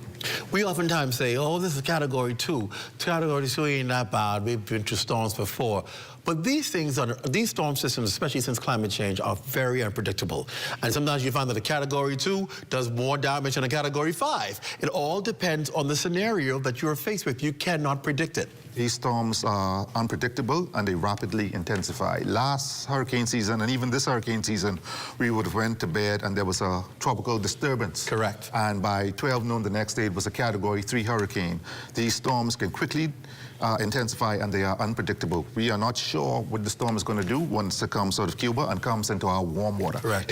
We are predicting it'll be a Category 2, but it could be much stronger. And also it has a lot of rain with it and storm surge. I think I've seen rain estimates as high as 20 inches of rain. Wow. That can inundate any area. And so you're provided with the opportunity. The government has used its resources to make sure that you can be in a safe position when the storm strikes. Please take advantage of it.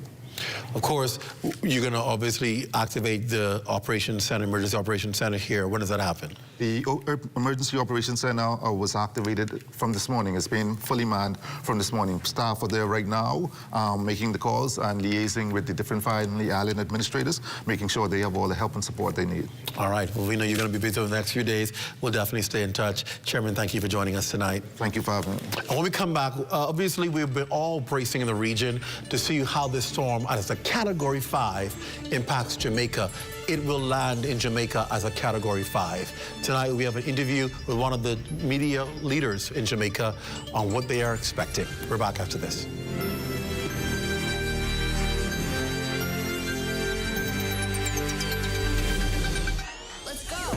At Frame Studio, as soon as you enter the door, we showcase any individual that comes in there and make it feel like they are at home. The space itself is 1,800 square foot. Our psych wall, which is industry standard also, is 24 feet wide. You can do anything that you can possibly think of. At Frame Studio, under our theme, Now Create More, we look at Frame Studio as a canvas, and any artist know a canvas is blank, and then you create whatever you want to do, right?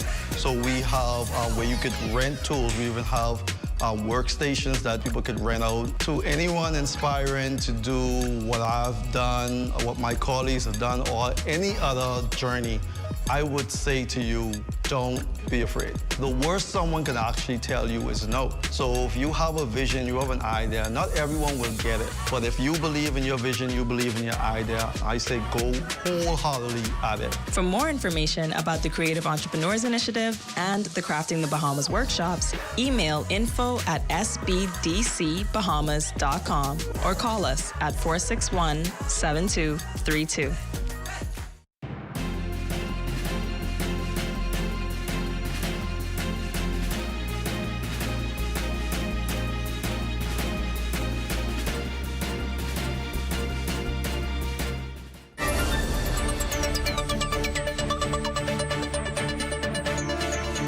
Welcome back. As the Bahamas braces for Hurricane Melissa's landfall later this week, the severe storm is right now pretty much over the entire island of Jamaica. According to weather experts, the brunt of the storm is expected to impact the island later tonight into Tuesday morning.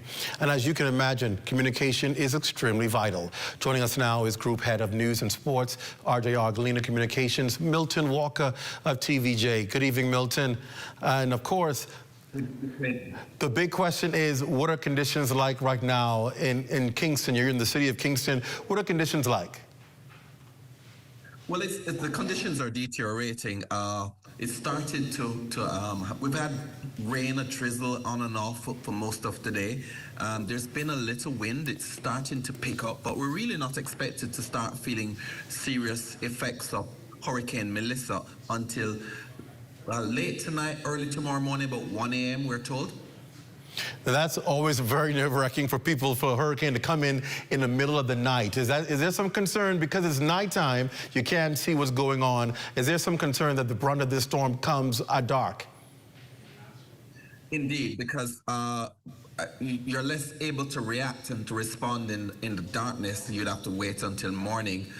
So that's a worry. It's a general worry. The entire nation is worried about the storm. There's a fair amount of anxiety and concern.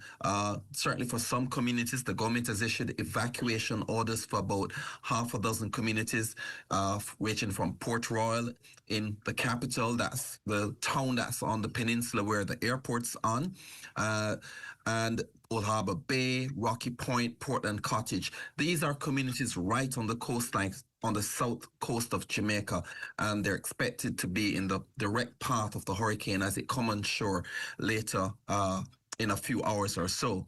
Mandatory evacuation orders were issued. Yesterday, for example, when the government sent buses to Port Royal, only one person boarded.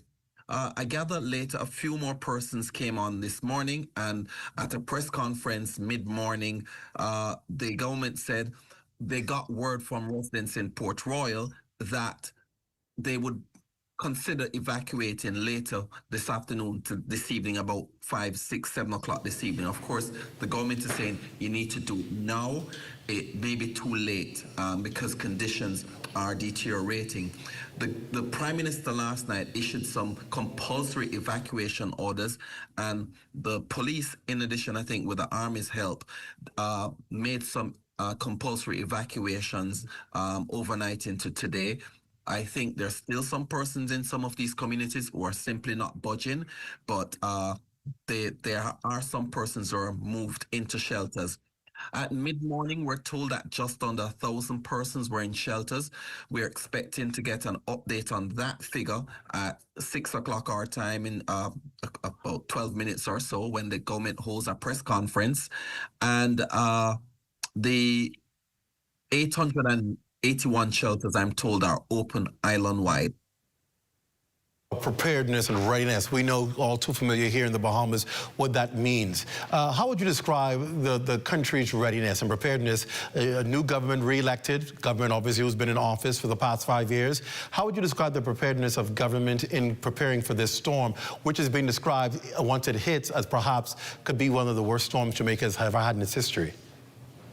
Indeed, the worst before now was Hurricane Gilbert, which was the last time we had a direct hit from a hurricane. We've had many hurricanes skirting the island, coming near, coming close, and of course giving us serious damage in some parts of the island. But this one, the entire island will be affected, some parts much worse, but the meteorologists have said that everybody will experience at least Category 5 type conditions. Wow. And others higher. So that's a really, really devastating hurricane. The government has been preparing. We've been clearing drains. They released emergency funds last week to all constituencies for them to do drain cleaning works. And the gullies, which are the massive drainage network for the capital, they've been cleaning them. They removed 500 truckloads of silt from the main one, but there's still a lot left in some of them, particularly the Sandy Gully near the mouth where it enters the sea.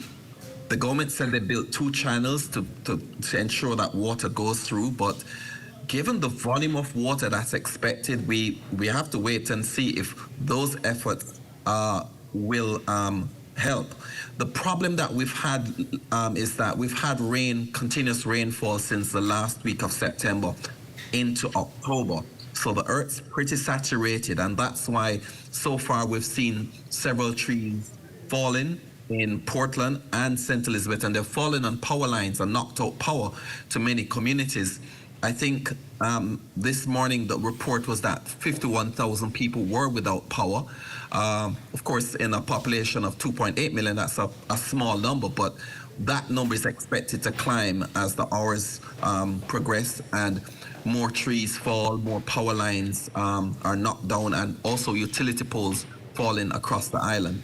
There have also been some landslides in Portland Parish, which is in the northeast, and they've partially blocked some roads, and in other parts of the island it's been trees that are falling and blocking roads or knocking down power lines. I was about to ask that, and you started talking about it. What for Jamaica would be considered, what for you would be extremely devastating? Are you expecting flooding, or would it be the damage to buildings because of the high wind speed? For us in the Bahamas, it's flooding because we're pretty much flat, but Jamaica has some mountainous terrain. What is the big concern for Jamaica from this storm? I think it's a combination of both. The coastal areas, the plains, they will experience severe flooding. The Met Office says we'll have 15 to 30 inches of rainfall. That's a lot. I don't think we've actually ever experienced that. And there are going to be storm surges from 9 to 13 feet in the coastal areas, or some coastal areas. That's huge to have storm surges of 13 feet. That's pretty much almost covering a building, a bungalow. So that's going to be devastating. And again, because the earth's saturated from continuous rainfall, we believe that there will be flooding literally once the rain starts, and it's constant. Already we've had some rivers which have are in spate. There's one in a community called Bamboo River in St. Thomas that the sea has come over into that community, but there are others where we expect the rivers to, even rivers that are currently dry because of climate change, they're literally going to just become full-blown rivers within a couple hours. What about your infrastructure? You started talking about it, electricity, power, telephone communications. How much do you expect those to hold up in a Cat 5 storm? I think a Cat 5 is going to be devastating to the infrastructure almost anywhere in the world, particularly given that our electricity and most of our communication lines are on power lines above ground. We don't have the luxury of having stuff underground. That's very expensive. It's something that we've talked about, and after this storm, I'm sure it's going to be a talking point that can we afford not to put our grid underground where we would be able to recover much quicker after a hurricane. But of course, it's a huge, huge expense. So we expect there'll be some damage. The JPS said they've done things to make their system more resilient. They've brought in 79 linesmen already. They've been in the island from last week into Saturday, and they are on standby to start the restoration, because that was a criticism of the power company, that they were slow to respond. They were slow to bring in additional linesmen from other Caribbean islands and from Florida to help with the restoration. They said they've also pre-positioned equipment across the island for the government to help clear roads and drains, as well as the JPS.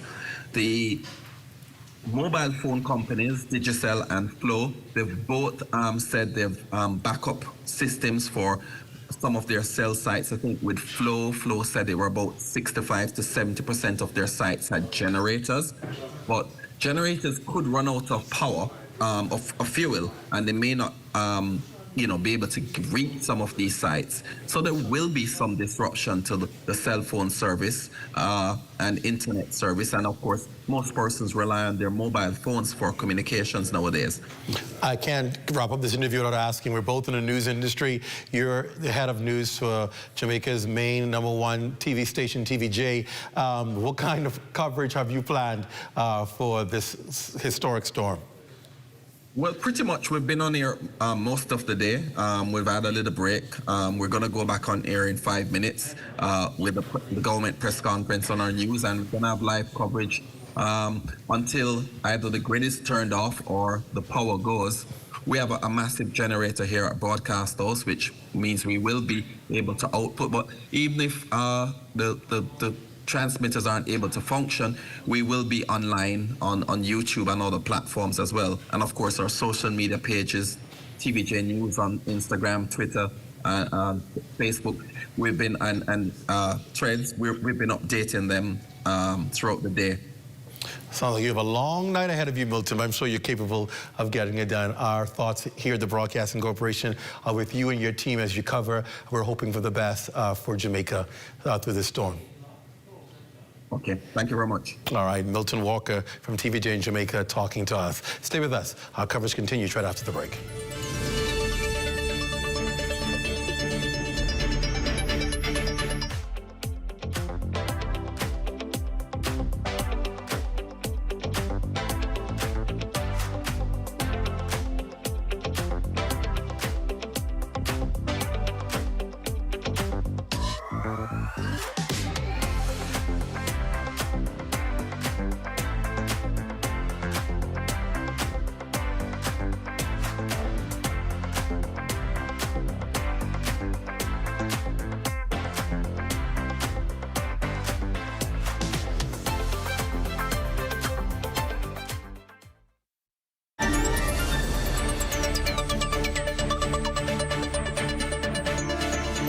Finally tonight, I know we've overloaded you with all of this serious news, so this is time to just breathe and exhale. Go ahead, just breathe in, exhale. right? It'll be all over by weekend. And by that time, you're going to look for something to really exhale with. The countdown is on to much anticipated Fall in Love 90s R&B concert series to be held here in the Capitol, where it's going to be great weather. This Saturday, November 1st, is the date, the venue, the National Stadium grounds. Yeah, they're still on their way, and they're coming. General, VIP as well as limited platinum tickets are still available, only a limited amount. We know that many of you are eager to enjoy this once-in-a-lifetime musical event. And joining us tonight with another preview, our event organizers, Hardis Dean and Geronimo Ellis of YBE and Alliance Promotions. Welcome to the rundown. Listen, people are going to need to breathe and exhale after this week. It's been a crazy week already, and it's only Monday. Yes. Or is it Tuesday? It's Monday. And then by the time this storm is out, people are going to want to obviously exhale. And so this is a great opportunity for people to be able to come out and have a great time. How are preparations coming for this big weekend? Well, preparations are on schedule. Stage is already up. We're watching the weather, and now that we see that the storm has turned away, so now we're going to go full steam ahead, and everything is planned. This is going to be one event they don't want to miss. How has the response been so far from the public? Well, Clint, the response has been absolutely overwhelming. When I tell you overwhelming, I have been delivering platinum tickets to the four corners of Platinum. Oh, yeah. You know, babies, we got to always have the best. Oh, we ain't settling for no box seat. Like the lady told me today, Yeah. I look like a VIP woman. Oh, okay. All right. So we've gotten favorable responses from everyone, all genres. And so we're looking at persons from all ages. And so we're getting an amazing response. What has really what makes this conference different from the others that you've put on before, that other people may have put on before?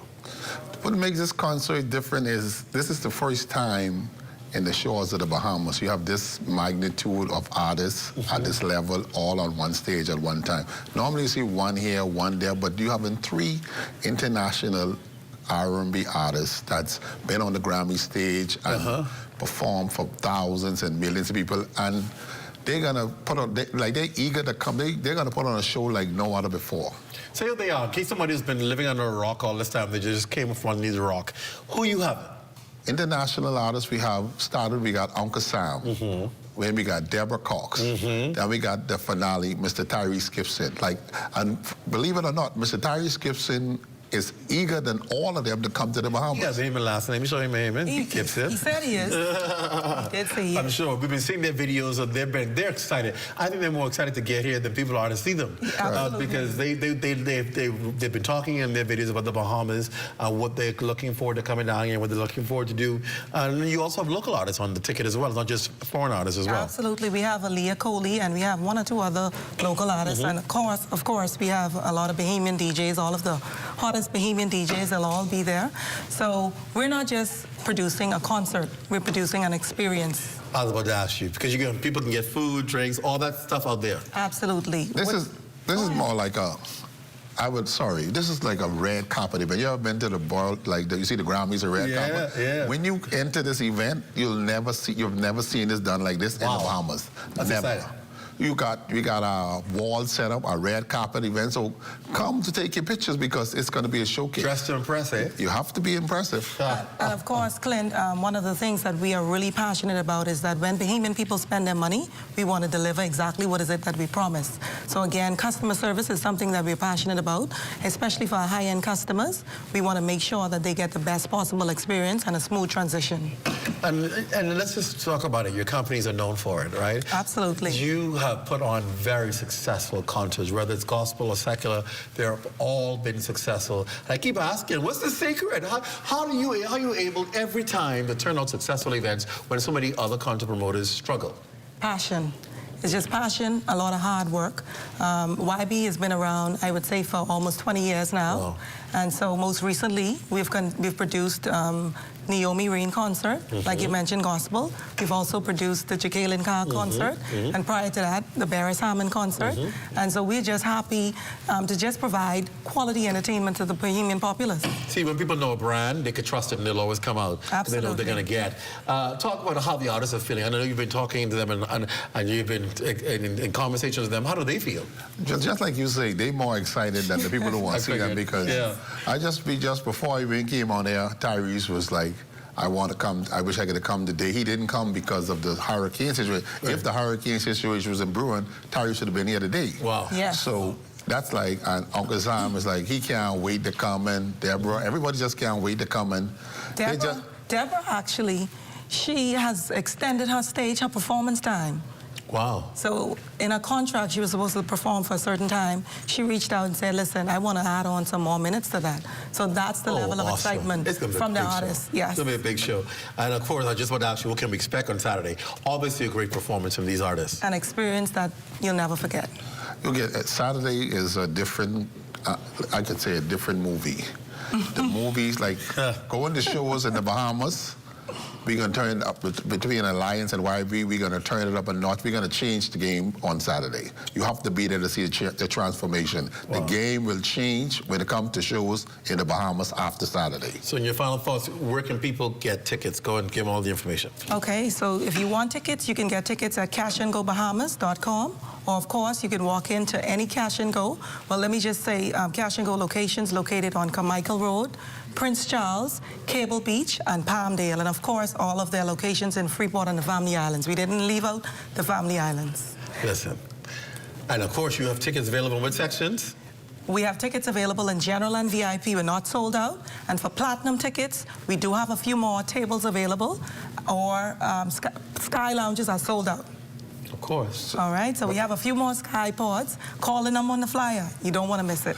But before, like she was saying, but I just want to iterate something that we want the Bahamian people to understand this, and I want you to understand me and listen to me. This show will start on time and end on time. Yes. This is not a late show. I repeat, this is not a late show. YB and Alliance will be in bed at 1:30. You can go to church on Sunday. You can go to church on Sunday. So be not on directly time. from the concert. The gates open at 7. Me and the gates open at 7. And the concert begins what time? At 8 p.m. At 8 p.m. sharp. So do not get your makeup done 10 o'clock like somebody called me. They said they're going to get their makeup done 10 o'clock. That makes no sense. You would have missed the show. So be on time because we have the runner shows already put out there and we have everybody in place and everything will be on time. So we expect you to have a nice time. So in order to get your money's worth, be on time. Do not come to the show 10 o'clock. The show will be almost done. It's not Bahamian time. It's real time. That's the bottom line. When you and then time changing this weekend too, eh? Time changing the same weekend. So yeah. Yes, and it's beautiful. And so we just want to say thank you so much to all of our sponsors before we leave. Bahamas Air, the Ministry of Tourism, Cash and Go, DigiPrint, Bristol's. I hope we didn't leave anyone out on the big. For the most important one. The big Z, the big Z. Definitely. So, it's our pleasure. Just like to thank everybody who was supporting this event. We had, in my time of doing shows, this is the first time, like I seeing tickets fly. Because you had ZNS as your media partner. That was a missing ingredient. Well, we thank you for that. We thank ZNS for that. We thank you. Now you know. There you go. Thank you so much. We're looking forward to a great evening on Saturday. Thank you both for being here. Thank you for having us. And that does it for the rundown. Be sure to stay locked to the ZNS network for the Bahamas tonight at 11. It's your final newscast tonight in the country with the latest news and information with anchor Corval Piper. He's right over there getting ready for the 11 o'clock news. For all of us here at ZNS, I'm Clint Watson. Please stay tuned to your national network. We're going to be providing you live coverage the entire week, especially on Wednesday when the storm is expected to be in the Bahamas. We're going to be on air from early Wednesday morning, 7:30 a.m. until the 11:30 newscast, 11 o'clock newscast Wednesday night. All day continuous coverage here on the ZNS network. For all of us, I'm Clint Watson. Good night, everyone.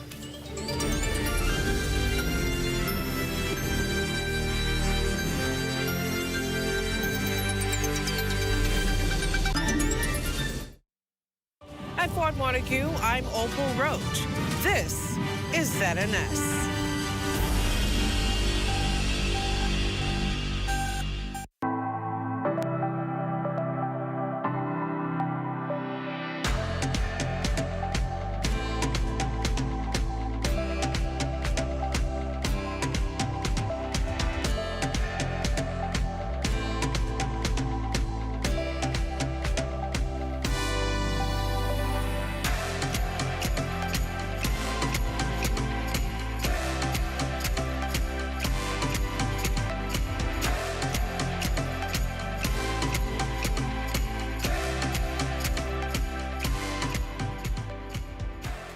Welcome to Business Blueprint, where we guide entrepreneurs through the building blocks of business success, one insight at a time. I'm your host, Jeffrey Beckles, and today we'll be traveling well beyond New Providence to spotlight the thriving entrepreneurial spirit across our Family Islands. In this episode, we will explore the vital role that the Family Island entrepreneurs play in shaping the economy, and we'll dive deeply into the tangible impact that the SBDC's initiatives are having in these communities. Are the investments making a difference? Really good question for us that we will explore today. So joining us for this insightful conversation are Faron Moss, entrepreneur and president of the Acklands Trade and Development Association, Ramona Taylor, SBDC's Family Island Advisor for Long Island, and Erin Hanna, President of the Exuma Chamber of Commerce. Folks, welcome and good of you to join us. Thank you. As we talk about the SBDC and we talk about Family Islands and businesses, many times it's easy to forget that Family Islands are actually a part of this larger landscape. And so we want to talk a little bit about the impact and how things are going on your various islands. And so, Erin, we start with you. There's been a lot of talk about Exuma and things happening there. So what's your assessment of how the business landscape is evolving in Exuma? So thank you again for having me on the show, Jeffrey. And as far as the SBDC's contribution to the growing small business and medium-sized businesses in Exuma, we can say that they are making an impact, one entrepreneur at a time. We've seen where businesses have benefited from access to funding, access to training. Could there be more? Definitely. And I think as we continue to promote, it's an awareness campaign that has to continue to promote these businesses. Now, Ramona, you have been involved in Long Island on many levels. You've been an active member of the Chamber of Commerce there. You are now serving as an advisor to the SBDC. Give us a little bit of an insight on your take on how the business environment is evolving, and particularly in the small business side. Well, thank you, Jeffrey, for having me. As far as the impact that the Small Business Development Center is having on Long Island, I can say, as the resident advisor, that it's been amazing. And over the last 7 years, the growth that I have seen personally with regard to all sectors of the economy, everything from fishing, agriculture, aviation, you name it, SBDC has a footprint here. And I'm very proud of that.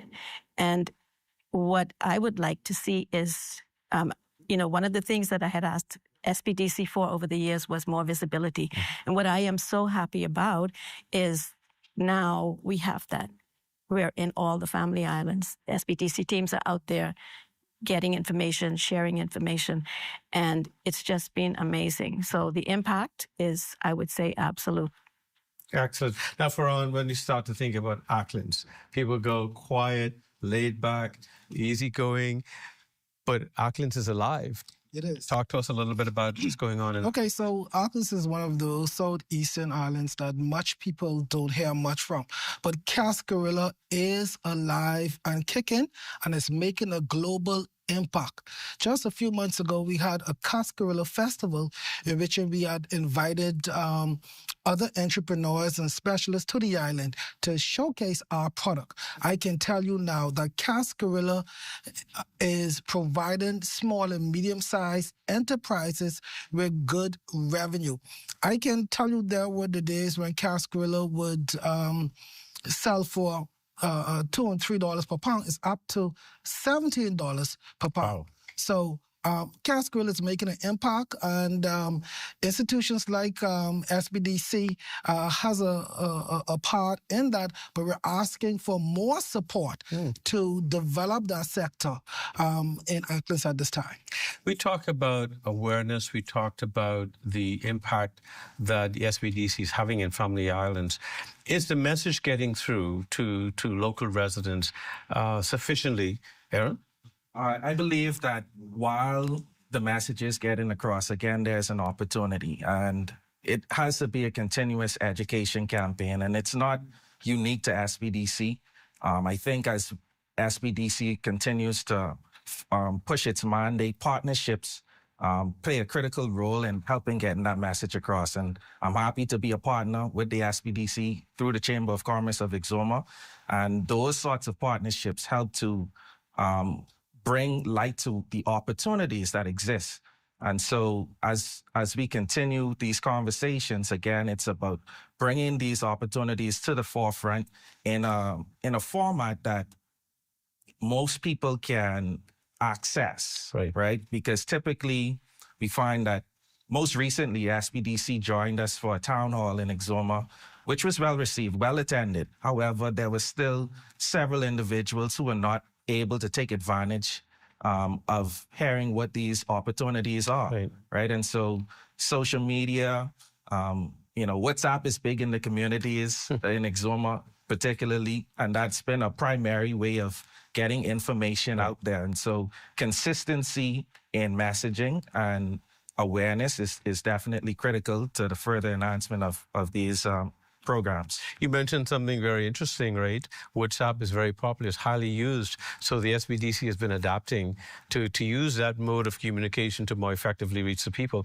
Ramona, you mentioned earlier that one thing that you had asked the SBDC for is to improve its visibility and presence.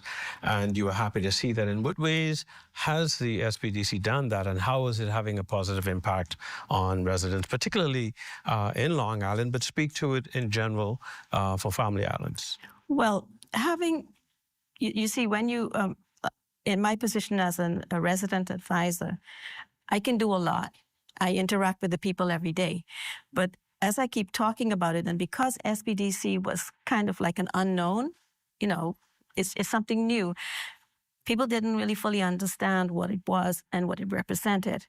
And while I could do my best to sort of project it out there as much as possible, once I asked, Sam and the team, could you all come down, let the people meet you? And they did.